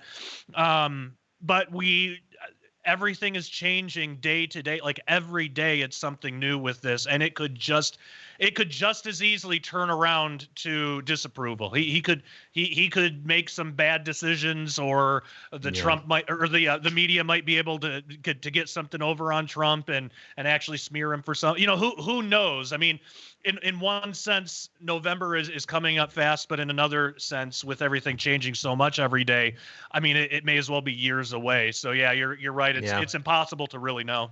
Yeah, things changing so quickly, and not just in politics. I mean, even to take a step back from politics, you have things like ID 2020. You've got people worrying about a vaccine coming up, and the combination of those things. If there's some sort of forced vaccination, or at least if you want to leave your house, you got to get the vaccination. There's a lot of talk about the combination of both taking some sort of chip with the vaccination, even having them in the same syringe, where you don't even get to choose. And then, you might not even know. Oh, yeah, who knows? I mean, it could go either way. But even then, if is more common with the way that the government likes to do things, like, sure, yeah, you don't have to take the chip. You just won't get your vaccination, and you're just not allowed in public. That's the whole thing. They make you an offer you can't refuse, really. Now that'll be a great time for people to really jump on their, jump in the RV and go bug out and just live the desert lifestyle or whatever your bug out plans are, But if you are in a situation where you have to stay in society, whether you're maybe have some health problems or you just got kids who need to live a life, go to school, whatever. Now, of course, there are different options for that, but you get the point. Where if you want to participate in the society, you're going to have to make these decisions that you're not going to want to take. And for those who listened to our Canary Cry News Talk episode a few days ago, not just as far as surveillance, not just chips and vaccines, but also you got the implementation of drones, which is just kind of spooky. You got the locusts coming up from the pit. You also have, our good buddy Flippy, the disembodied robot arm, Miso Robotics, is rolling out a temperature detecting surveillance station that you put at the front of your business, and it does some facial recognition and takes your temperature. And if it doesn't like you, you're not allowed inside. Another reason why the technocracy, and oh my gosh, sorry to get derailed here, but I'm starting to hear public facing figures talking about, using the word technocracy. We need technocrats. We need the technocracy. We need to rely on technology to keep us all safe from ourselves. And that's the crazy part. That language. That's why we got it. Oh, sorry. Go ahead. I was just going to say that language of the technocrats within governments has been happening all around the world. I've had a little Google Alerts thing for the word technocrat and technocracy for the last couple years. And it's been popping up all over the world, and it's just starting to really, pop up a lot more in the United States. But I do want to, just for documentation purposes again, to go upon everything you're talking about, Basil. I think we did this in News Talk, but just for Canary Cry Radio as well. There's and Josh, I'd like to hear your thoughts on this, because this is the sentiment that they're pushing out there. This is the MIT Technology Review. It's techreview.com. And the article is titled, "We're Not Going Back to Normal. Social distancing is here to stay for much more than a few weeks. It will upend our way of life, in some ways forever." And it was written by Gideon Litchfield, who is the MIT Tech Review's editor-in-chief. And he's written such articles such as Predictions for 2030 by People Shaping the World. But in this article, "We're Not Going Back to Normal," there's a couple quotes that I wanted to highlight here. "Ultimately, however, I predict that we'll restore the ability to socialize safely by developing more sophisticated ways to identify who is a disease risk and who isn't, and discriminating legally against those who are." Legal discrimination, that's one part. And then the second part of the article being, quote, "We'll adapt to and accept such measures much as we've adapted to increasingly stringent airport security screenings in the wake of terrorist attacks. The intrusive surveillance will be considered a small price to pay for the basic freedom to be with other people." Is it a small price to pay, all that surveillance, just so we can hang out with each other? No, that is a price we should never pay. And isn't it interesting, too, that they act like the only option on the table is to totally exclude those people from society and from the economy? Remember when there used to be smoking and non-smoking sections in restaurants? Why not something like that? Sick and not sick, virus, not virus. Why not have Leper Island, not Leper Island? Yeah, exactly. Just because somebody is sick in some way doesn't mean that they don't have value, and that's what people that are pushing this technocracy stuff, and especially this authoritarian kind of stuff, they don't recognize that each human being has equal value, equal and indeterminate value. It's infinite value that a human being has. That's everyone, no matter if you're sick or healthy.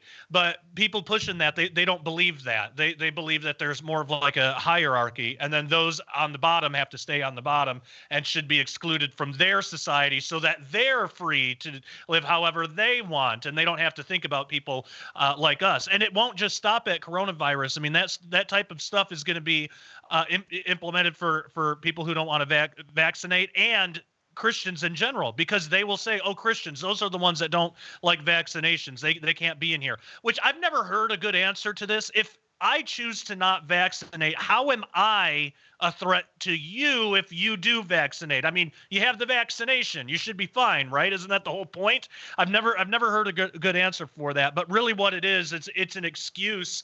It's an excuse to discriminate. So I think that now is the time, really, for us to use this opportunity, just as Christians, to build some kind of underground network where we can still have some kind of economy of our own when stuff really gets bad.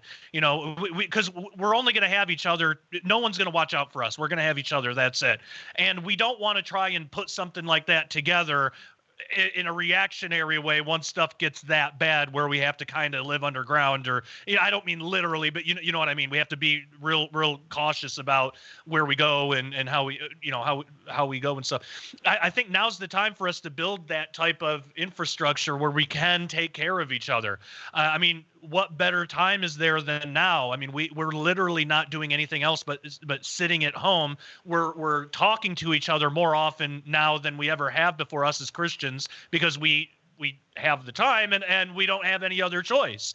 It's a crisis that we kind of have found that we need to take care of each other. So I think the things that we build now, we should do it not just with getting through this crisis in mind, but getting through the next and the next and the next, ultimately to whatever leads to the final crisis that we read about in the prophetic books of the Bible. We know it's coming. It could be sooner than later. I mean, now is the time to really get something going. What do you guys think?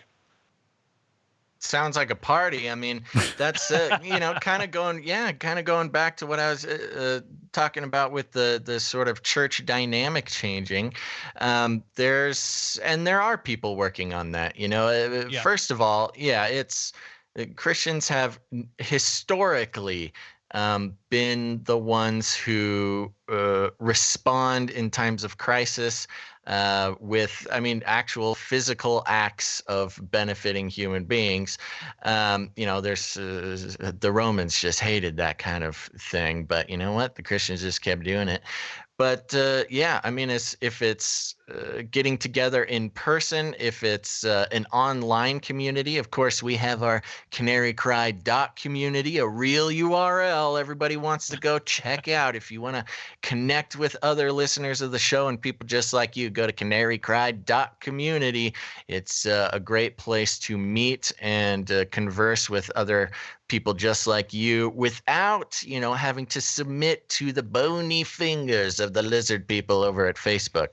So everybody needs to go check that out. But there's lots of people putting together things like that, and there will be a time. I mean, we've seen increasingly over the years with social media and online outlets where some pretty basic Christian thought and language is not just socially unacceptable, but in a lot of cases getting officially banned or at least shadow banned, and is more and more unwelcome in public discourse. So it's an interesting situation because, of course, the Christian, the productive Christian language of people who are, really do live out the teachings and the love of Jesus Christ is exactly what society needs, and yet is getting taken out of society more and more. So yeah, I totally think that there's, to be a true Christian is going to look a lot different, not in your actions and your beliefs, but in your interaction with the world around you. And so, and it's always that fine line between, helping people out in physical ways, helping society, donating your time and money and energy and just the love in your heart to those around us to try to make life a little bit better for people, and walking the line of not compromising beliefs and ideals just to fit in. That's one of the one of those very fine lines that people are constantly having to tight walk, because if you fall on one side of the line or the other, thanks to the technocratic setup of things, you just literally will disappear from the conversation. People won't even get to hear what you have to say.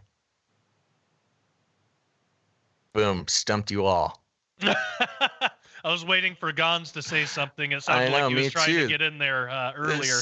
Seemed like Gons had something to say, buddy. Well, I agree with a lot of what you're saying there. It's that narrow path, I have an idea. Yes. Do you guys want to take some listener questions?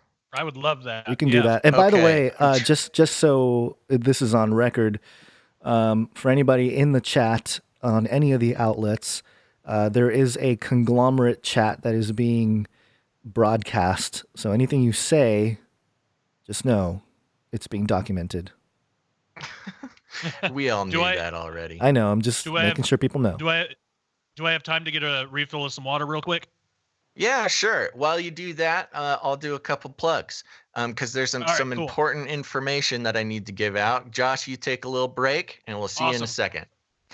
All right. First of all, I want to give a big shout out. First of all, thank you everybody for watching this live broadcast. We appreciate that very much. And we are so happy that in these times where we are stuck in our houses that we can reach out and connect with our listeners and keep putting out some content. We notoriously are not very frequent at putting out the type of content that we would prefer to do.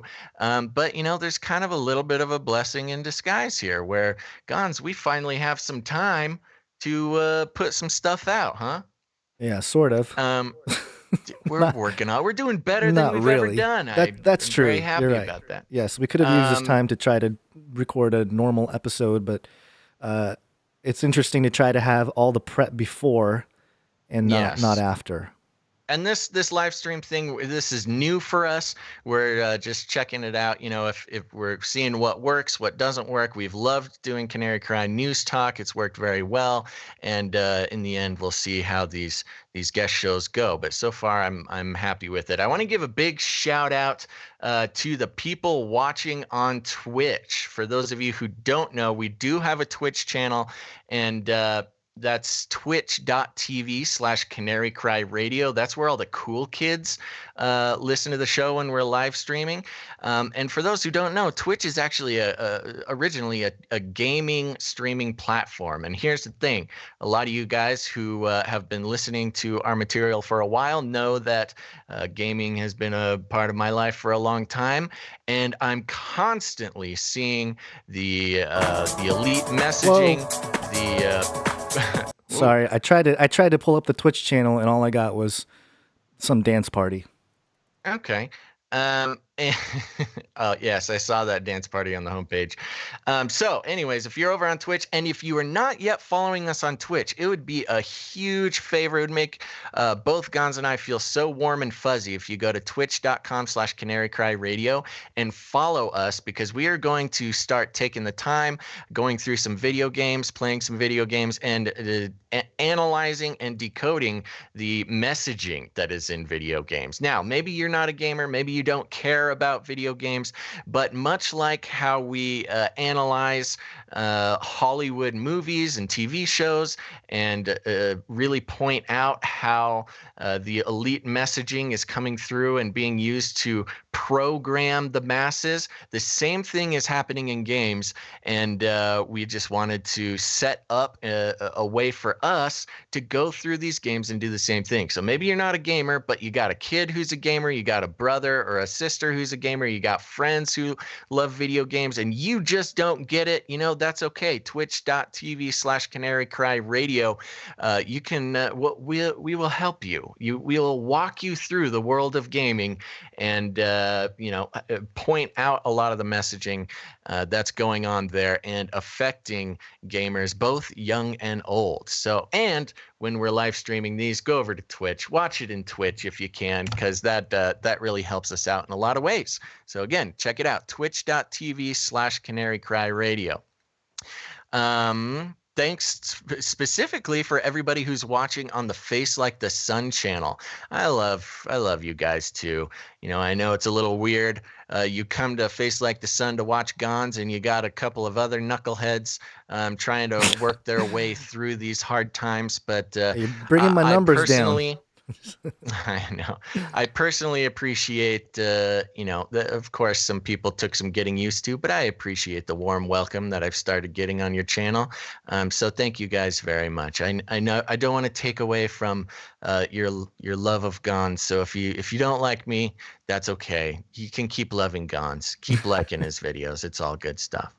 Okay, Josh is back. He's Gons, back. Want to do some listener questions? Let's do it. Do you want to go through the chat, or what do you want to do? You got a couple. So here's what I'm going to do. Yes. Okay. I'm going to warmly ask that for now, let's slow down the chat a little bit and just chat if you have a question that you'd like us to talk about. That'll help not have the chat zoom by so fast that we can't read them. Or I will also keep an eye on the Canary Cry Radio Facebook page. And so if you go to facebook.com and search for Canary Cry Radio, send us a message there, and I will be on our messaging stuff going through, seeing who has questions there. Okay. How does that sound to you guys? Sounds great. Looking forward to it. Okay, good. So let me pop over into the chat. Let me know, Gons, if you see any questions coming through. Let's see. Oh man, I should have picked one out a little bit earlier. I had a couple earlier that I saw coming in when you first announced questions, but I'd have to scroll up. I know scrolling is difficult here. So especially in my VR space where I can barely which, by the move around my computer. I do want to say, so we've had Basil in his little VR gear, and he's been broadcasting and podcasting from his little VR setup. I just have to say that the technology is not there yet. The amount of complaining I hear before we go live with it is a huge pain in my butt, man. It is not user friendly. So whatever I was fears promised that VR was the future. I got this VR set to for research purposes, trying to get a firm grasp on where the technology's at and how it's going to take over our lives. So far, it just gives me a headache and makes it about at least 50% slower for me to try to. Every time I ask him, continuing to use it. Yeah, I'm doing it for the people, man. This is research. I asked him to look something up. This is how I'm going to spend my days. I got to figure it out. I asked him to type in something, and his complaint was, "Where's my keyboard?" I was like, "I can't help you, buddy. You can't get a keyboard." I can't see anything. I keep hitting my face on my microphone. But there we go. Okay. There's some questions coming in. Yeah. Yeah, let's drop a question. You got one? Yeah, so here's there's one of them was hold on. Let's see. There was the first one that you kind of addressed, Basil, why the VR headset, from Chris. Yeah, so there we go. That's the answer. Originally, I got the VR on Canary Cry News Talk. We track the VR usage, not just for games, but also being used. There's VR being used for pain relief during surgery. There's some experiments with VR and people with dementia. There's some experiments, really the psychological effects of VR.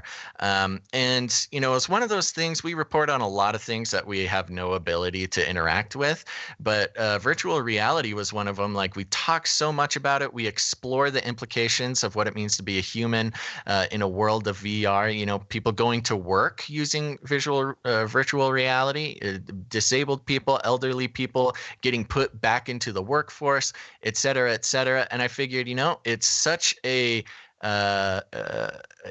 what's the word I'm looking for? It's a tangible thing, and it's cheap enough, and it's something I can actually interact with, do some research, see how it's going to go, and give some firsthand feedback to see if this is really going to be taking over our lives. And despite that, it also helps me keep some internet anonymity, which I'm a fan of. So does that like replace your computer screen? Does it have like a mouse and keyboard that you have to attach? Or? So I've got these two little hands that I control everything with, which is and antiquated. It is beautiful. I mean, I'm in this like super savvy, cool, trendy, big office that I have set up in virtual space, and I've got windows floating all around me. I got my Skype screen up here. I've got my recording software running over here. I've got chat down over here. I got my browser right here. So it's kind of fun. I'm in like this floaty virtual office. But it does give me a little bit of a headache if I'm being completely honest. Here, I got a question coming in, and Josh, I'll toss this to you. We did sort of address this a little while before, but this might be another way to come at the question. And this is from Living T Bill over on YouTube there. Oh my gosh, my windows are flying around. Do any of you see value in trying to build Christian communities in off-grid friendly areas that grow food and keep animals, solar, etc.?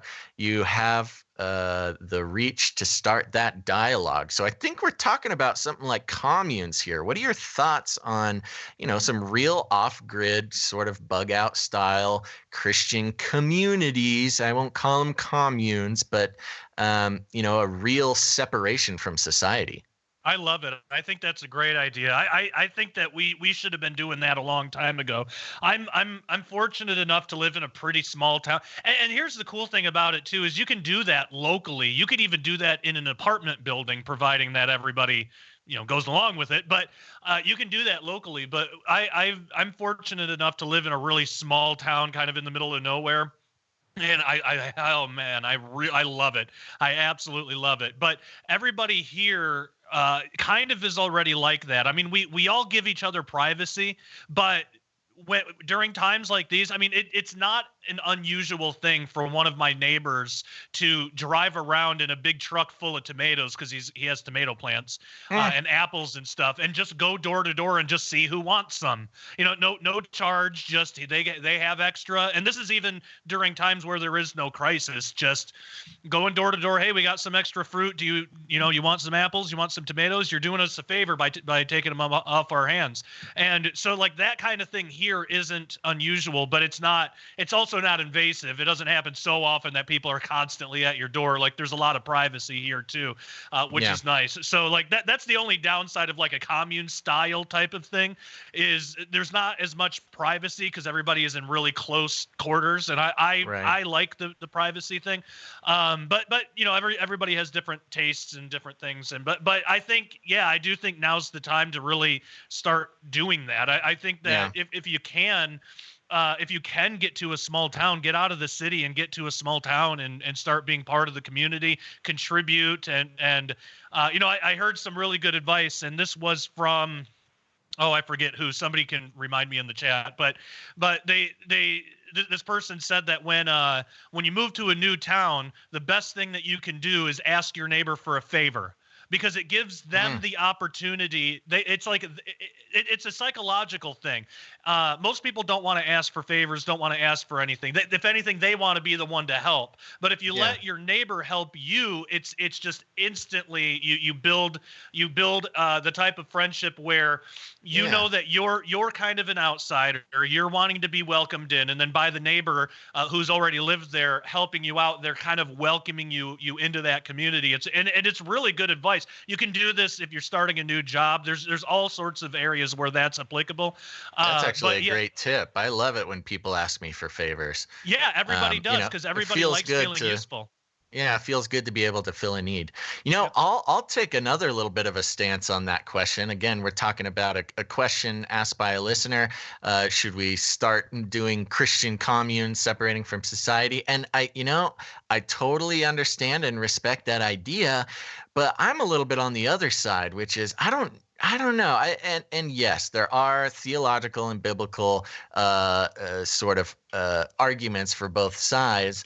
However, I like a little bit more of the idea of being a Christian in society, in a secular society, where we're able to, have be an influence, have the opportunity to serve other people. Yes. I'm a little bit hesitant to say, yeah, we got to get everybody who's just like us, and we got to go away from everybody who's different, and we got to just do it our way and not have any conflict with the way the world is and how we want to live. I totally understand. Yeah, No, I totally. you're absolutely right. Yeah. Yeah, I totally understand the instinct to want to do that. And I actually am not going to tell anybody not to do that. If you want to go, start a little Christian commune, that's great. I'll probably come by, swoop by, take some tomatoes and, whatever, give you some podcasts or whatever it is I actually have to offer.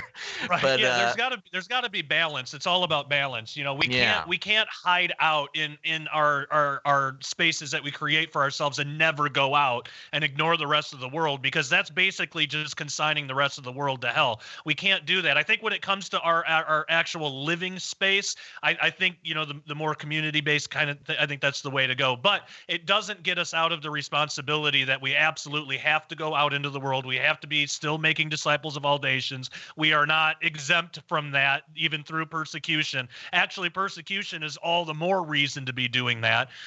So it doesn't get us out of that responsibility. And you're right. I think that there are some Christians who would kind of take the temptation to get involved in, like a small community and then just stay there and just stay among people that are just like them and never venture out and try to kind of recruit more people, try to get out and spread the gospel. And then you're just a stagnant Christian at that point, and you're not really doing any good for anybody. So yeah, I mean, I agree. There's got to be a balance there. I think when it comes to your home life, protecting yourself and your family, you want your home life to be as safe and secure as possible, but it doesn't get you out of the responsibility to take the Great Commission seriously. I have an idea. Absolutely. from a movie plot. We can isolate and pretend like it's like the early 1700s or something, and we don't tell the new generation that's born that it's actually 2020. And then and then somebody dresses up as a monster. M. Night Shyamalan, it can work for us too. I was gonna say that didn't work too well for M. Night Shyamalan. Yeah, I guess you're right. It boosted his career. Are you kidding me? He just skyrocketed. When you ask what M. Night Shyamalan movie do you know, 10 out of 10 times you're going to hear The Village.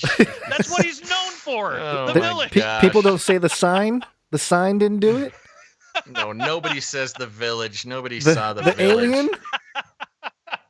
Signs was actually, no one's heard Signs of was Sixth a good Sense one. or Signs or anything. No one's heard of that. It's The Village. That's what did it for him. He hit gold. So tag-along question to that same question, and then we can jump on to another question, is, would the government even allow a commune type thing? Doesn't matter. Doesn't matter. We still got to do it. Right now, I think we have enough freedom where the government's not going to get involved too much. I mean, they're still going to want you to pay taxes and do all that stuff. But, like Jesus said, render unto Caesar and all that. But no, I mean, they're not ultimately going when it comes time where we really need something like that. Of course, they're not going to allow it. But that's why we need to be creative. We need to, and that's why I say now's the time to really get something like that set up. If you're able to, if you're in a position where, again, you can move to a small town if you can, do it now, because it's going to be harder to do it in tougher times of persecution. They're not going to allow it, but that's all the more reason to do it. And that's why we got to be really wise. We got to be really smart about it. And we got to learn this stuff now while we still have the freedom to do so. Amen. Yeah, learning how to do it, I think, is a very important thing to be able to do. So I agree with you there. Yep. Okay, we got another see question. Here. Uh-oh. Getting a call. Oh boy. Don't call me. There we go. Okay. Don't worry. I skipped it. I skipped it. They know I'm working. So what do you think, Gons? You see any questions you want to talk about here? Ooh, here's one. How do we stay positive in these times? What do you think, Josh? How are you staying positive? What's your experience? Well, yeah, we can't lose our sense of humor, and that's something else that I think divides a lot of people is some people have just straight up lost their sense of humor and they take everything too seriously. There's a time and place for everything, but we still have to have joy. I mean, if you have a proper relationship with Jesus, even during hard times, you can still find joy in that. I mean, even in what is it, Acts 5, I think, in Acts, they were waiting in line to be pummeled and beaten into the dirt, but they were still joyful. They were praising God because it says because they were counted as worthy to suffer shame for his name. That to them was like they took joy in that. So we don't have an excuse to lose our senses of humor. We still got to have fun. We got to be that beacon of light, in this dark world where everything is taken so seriously. Everybody wants to get offended about everything else. And we see that in our Christian circles too, which is really sad and infuriating sometimes. Everybody wants to get offended. We need to be the ones that are shining that light saying, hey, it's okay. Come make a joke. I want to hear it. You're not going to offend me. And I think that kind of thing would be really attractive to people right now, because everybody has a sense of humor, no matter how much you want to try to suppress it. Everybody's got at least a little kernel, even if they've been suppressing it for 50 years. Everybody's got one. And I think that it's a real shame when people either try to lose it completely or try to shove it down and only bring it out when they feel safe to do so. So I always try, like on my show, Peck Report, shameless plug, on Peck Report at dailyrenegade.com, I always try to inject some humor into there. I mean, I love comedy movies. Some of my favorite shows are comedies, and that's most people. So yeah, how to do it? I think we're just naturally set up to do it. I think as long as you're not actively trying to suppress it, that's how you do it. Just don't suppress it, and it'll come out. I mean, everybody's going to have a different gradation of humor and stuff, but just don't let the enemy take your joy from you, because that's what the enemy wants. The enemy wants you to be offended. The enemy wants you to lose your joy. Don't let him. There's joy in your relationship with Jesus that comes with, I mean, there's a lot of peace and joy that come with that. Truth sets you free, that kind of stuff. So don't lose sight of that. Don't suppress it. Don't be afraid of what somebody might think. Be weird, be funny. There's nothing wrong with that. I think we're supposed to be like that anyway. So, the best way I know on how to do it is just by not doing it. I like that. Don't not be funny. No, as long as there's an even number, you're good. I think that's a great point too. And it's interesting because if you're talking about, oh my gosh, I can't see. There we go. If you're talking about peace, it kind of connects with peace as well. I don't know, I'm no scientist, but I find it very difficult to not have peace in a moment of humor. Right. Even if it's a moment by moment thing, a moment where you're laughing and you are embracing humor. I don't think it's possible to not have peace in that time, especially if it's a true humor. You're not just saying something mean or something to be funny. Yeah, but that's not real humor. I mean, that's basically garbage, lazy, childish kind of stuff. But like true humor is clever, it's thoughtful, and it usually expresses love. Like us three, we're always ragging on each other, always, ever since we all met, we've been ragging on each other, but it's because it's coming from a place of love, but there are people who could say the same exact things that we might say to one another, and they can use it for hate. So like the joke itself or like the thing that said itself, it's not intrinsically, hateful or loving. It's really how you feel about somebody that you're talking to or joking with. And a lot of times, I mean, you can say things that on the surface would be some of the meanest stuff ever, but really it's not mean because it's from a place of love and you're comfortable enough with that person to be able to joke around with them like that. And just for a small little, and I probably shouldn't say this live, but I'm going to anyway. Gonz, I've made fun of your race so much. You have. That is true. There are people that would do that though in a really mean and spiteful way, but for me it's not like that. And he's made fun of mine too, so it's all good. But it's just because we live in this culture where you're not supposed to do that, But when you have a really close friendship with somebody, and they're not taking it the wrong way, there's a level of trust with that kind of thing. And when you have a close enough friend where you can do that, I think that's a wonderful thing, and we shouldn't lose sight of that, no matter what anybody else thinks about it. Yeah, I'm gonna come in with Grumpy Gon's view. Yeah. And I'm in agreement with both of you guys in terms of not losing your joy. That's probably the most important thing here. If you know Christ, you know the joy of the Lord. So, but I will point out James. There's always a but with James, Grumpy Gons. James chapter 4. I'm gonna read it to you. Starts at verse 7. Submit yourselves then to God. Resist the devil, and he will flee from you. Draw near to God, and he will draw near to you. Cleanse your hands, because of the virus, you sinners, and purify your hearts, you double-minded. Grieve, mourn, and weep. Turn your laughter to mourning, and your joy to gloom. Humble yourselves before the Lord, and he will exalt you. And then it goes on, brothers, do not slander one another. So, do it without slandering one another, but turn your laughter to mourning and your joy to gloom. Grumpy Gons, everybody. Grumpy Gons. As I laugh, I can't even keep it together with that. I just want to say that there's a time and place for everything. Exactly. Obviously, with this passage, it's a little bit more of a in a serious tone. I think it does both in these situations. I think there's a time, especially with everything unfolding, a lot of people, they're not sure how to process it, or they are kind of scrambling. I think people are coming and finding channels like ours again, listening to podcasts again, because people want an explanation. They want to just have conversations or hear people have conversations about what's taking place so that they feel like they're informed. And there's a level of fear there that I've noticed, that people are like, oh my gosh, this is it, freaking out and all this kind of stuff. And I think it's our job to be like, okay, we're not here to scare anybody. This is not about the spirit of fear. At the same time, yes. Oh, yes. Getting time. Oh, time. I'm way overdue. Sorry. Wife giving me time signals.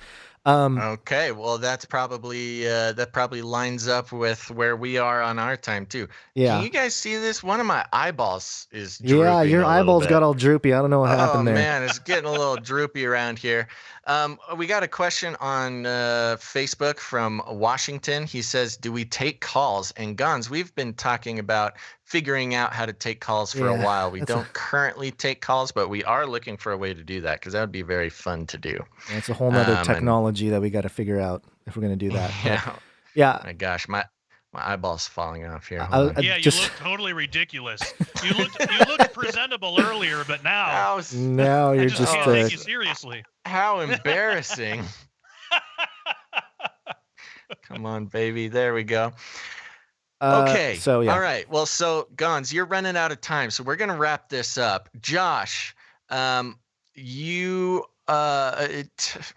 see. I want to hear a little bit from Josh. First of all, give us all your plugs. Tell us what your products, your shows are, your books. You're a very prolific writer and content creator. And then you also have been flung into an even sort of more difficult life situation than just the coronavirus. So tell us a little bit about that and how we can help. Oh, absolutely. Yeah. So for those of you who don't, well, I'll do the plugs first, but dailyrenegade.com, that's the central hub for everything that I do. What Daily Renegade is, we kept getting banned from YouTube. So me and some other show hosts got together and created a platform for us. It's called Daily Renegade. It's dailyrenegade.com. Right now we have 15 different unique shows from different hosts and things. It's all Christian based. It's all in that vein. It's fringe Christian stuff. So we have people like Gary Wayne, myself, a whole bunch of others. but it's just different shows from people who've been banned from YouTube. And so, Daily Renegade, we control that so we can make sure that nobody's going to get censored. So you can get pure truth there.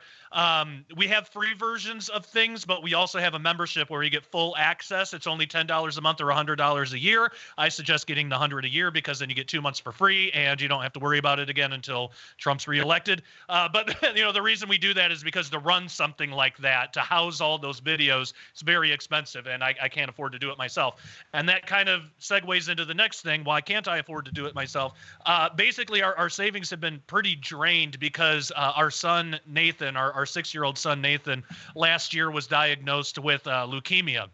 And so we've been dealing with that. He's in remission now, which thank God that's good. But there's a lot of what's called maintenance therapy. He's going to have years of that. That's the thing that's pretty expensive. And from time to time, we're able to do that at St. Jude's. When we're at St. Jude, we don't have to pay for his treatment. We do have to pay for our own housing and things, travel, things involved with that, because our family's too big for them to take care of. But for the time that we're at St. Jude, which isn't often, but it happens a couple times a year, we don't have to pay for those treatments. But when we're back home, that's on us. Plus, there's a lot of alternate treatment options that we're doing as well. A lot of all natural stuff. I should probably not talk about it too much just on open public things, because who knows what's going to be used, against somebody nowadays. But we have a lot of all natural things that we're doing. But he's in remission, years and years of maintenance therapy. If people want to help with that, they can help Nathan. Any donation, actual donation that goes through dailyrenegade.com/donate. Any donation that goes through there goes directly to help Nathan. So none of that goes to, us buying mansions or, I don't know what people think, but that all goes to helping Nathan. And it's greatly appreciated because, like I said, we have just run our savings into the ground with this whole thing because it's just a very expensive thing, but it's obviously worth it because Nathan's alive, he's doing well, and his chances of maintaining that look really good. So he's got something like an 80%, as long as we continue to do what we're doing.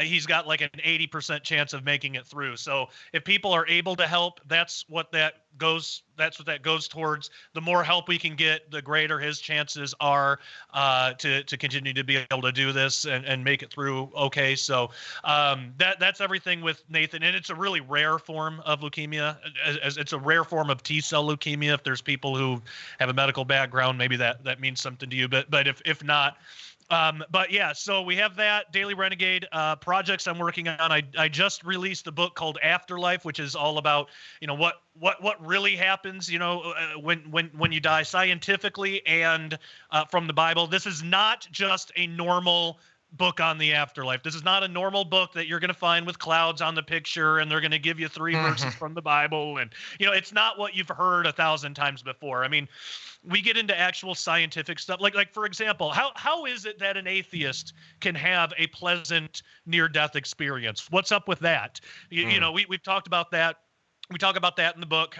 We go to all the questions that most Christian leaders, pastors, authors don't want to talk about in their afterlife book. We hit them all. We talk about the Shroud of Turin extensively in it, because talk about an afterlife experience. The guy literally raised from the dead, and there's an imprint of it. So we get into all the scientific stuff behind that.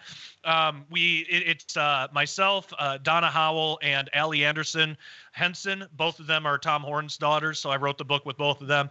And if people go to skywatchtvstore.com right now, it's you can get the book with another book, Encounters, which is all about angelic visitations, but trying to see which things are legitimate and which things are not, because there's a lot of fake stuff out there too. And then you get a couple DVDs with it. But that's available. And right now I'm also working on a very secret project that it is not, this is going to sound sensational, but it's not an over estimation. It's not an over sensationalist thing to say that, well, I don't know if I want to say it that way, but this thing that I'm working on for later on this year, many people know there have been people involved in the same type of research that have been killed, just taken out. Oh, wow. And the only reason I'm saying that is not to promote. I'm genuinely asking for people's prayer. As far as I know, like, I haven't been threatened, but I've also been really keeping this under wraps. So there's not a lot in the public information on what I'm working on right now. Really only a handful of people know about it. I don't even think you guys know about it. No. So the only reason that I bring that up is because it's a very serious topic, and there are some very evil, very serious people in on the other side of this that if they knew, they don't want people to know. Yeah, it's not overstating it to say that there's some danger involved with it. So, Okay. main reason is just because I'm asking for people to pray for me, pray for my safety and the safety of my family. We've taken some precautions of our own, so we basically turned our home into a fortress just to be on the safe side, and hopefully it might, that's all precautions that we don't need to take. I hope it proves to be that way, but if anything does come our way, we're prepared for it. So, we just ask for prayer with that. Prayer for this project. I'm hoping it's going to be released later on this year. If people are members at Daily Renegade on my show Peck Report, I've been a little bit more open on the members only parts of it, because those are people who are actually paying to be a member, and I think the risk is a little bit lower. And it would be difficult for, like, if somebody was like, well, I want to see, I just want to buy a membership now and then look around, they'd have to really hunt to find it, because even there I don't talk about it very often. But Right. so I give a little bit more info there, but probably for this I'll keep it at that, and mainly just to ask for prayer. But when this thing is released, I want to come back on your show and I want to talk about it in full force. Absolutely. I cannot wait for that. Josh Peck, that is very exciting to hear. We'll all be praying for you. And Thank you. one last question. This came from Super Chat came in with $5 Aussie. Thank you so much. Luke actually asks, have you heard of Social Cross, which is a Christian social media platform? Yeah. So we are on a whole bunch of different alternative social media sites, and I believe I've heard of that one. I'm not sure if we're on it now. My web team, we have a web team to take care of all this stuff, because 15 shows is a lot, but they're actively creating accounts on alternate websites. So we are on Brighteon and BitChute and all those. The only problem with these social media sites is they have a very small base, which there's nothing wrong. It's not like morally wrong or anything, but it's hard to grow an effort such as Daily Renegade. It's hard to get the word out on really small platforms like that. Right. So we do them, but we have just lost a massive stream with losing YouTube. So we've been banned from YouTube. We don't know how long. We do have a backup channel that we're using, Daily Renegade 2.0. I think it's youtube.com/JPD Weekly or something like that. We're on a lot of different things, but we did take a massive hit when YouTube banned us. So if people are interested, there's free content there, so you don't even have to buy a membership.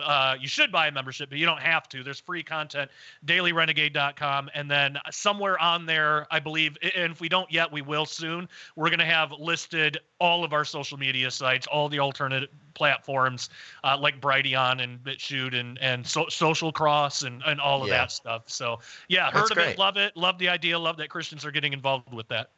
Cool. Awesome. Well, cool. Josh Peck, thank you so much, buddy, for coming on the show. It's a real pleasure. And when all the good secret stuff comes out, we'll have you back on to talk about it. Sounds great. Thanks for having me back on. It's been a great, been great getting to talk with you guys again. Thanks, buddy. We'll keep in touch.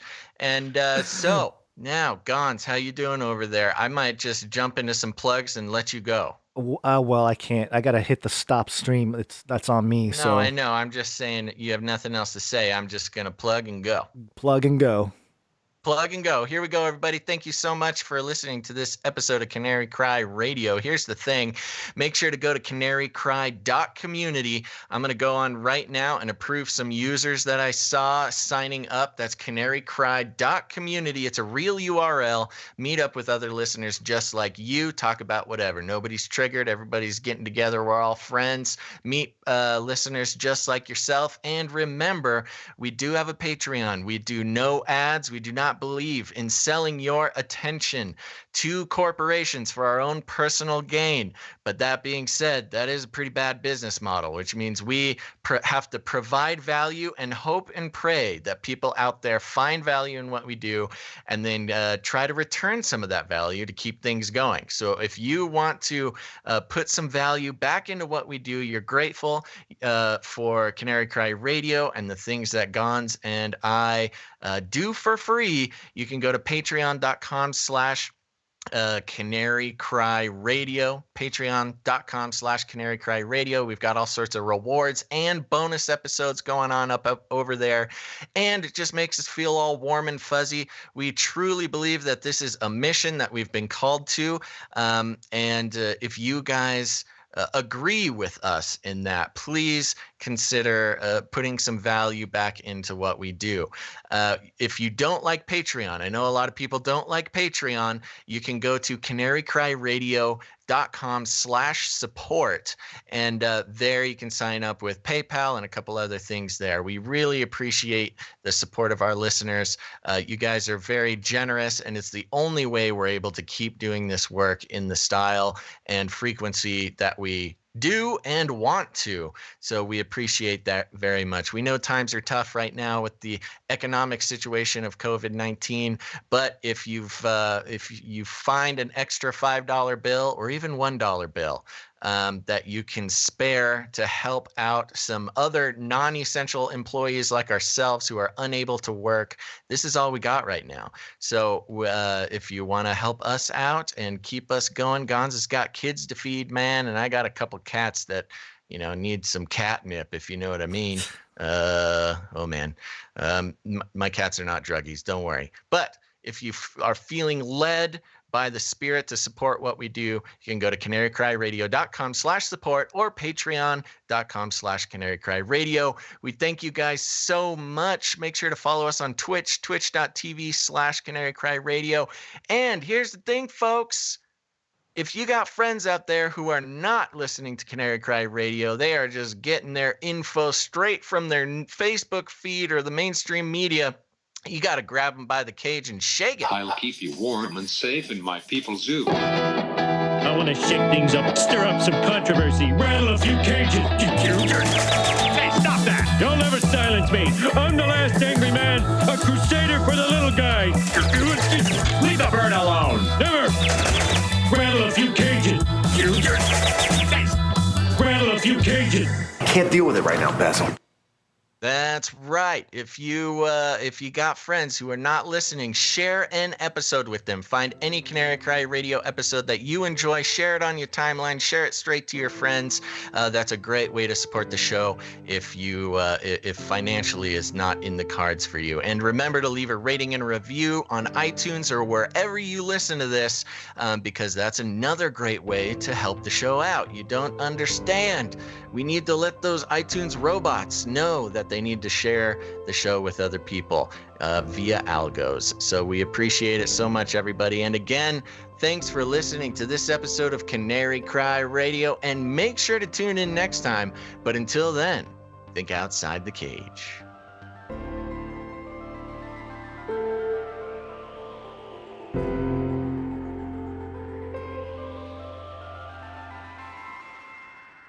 Son of a bee sting.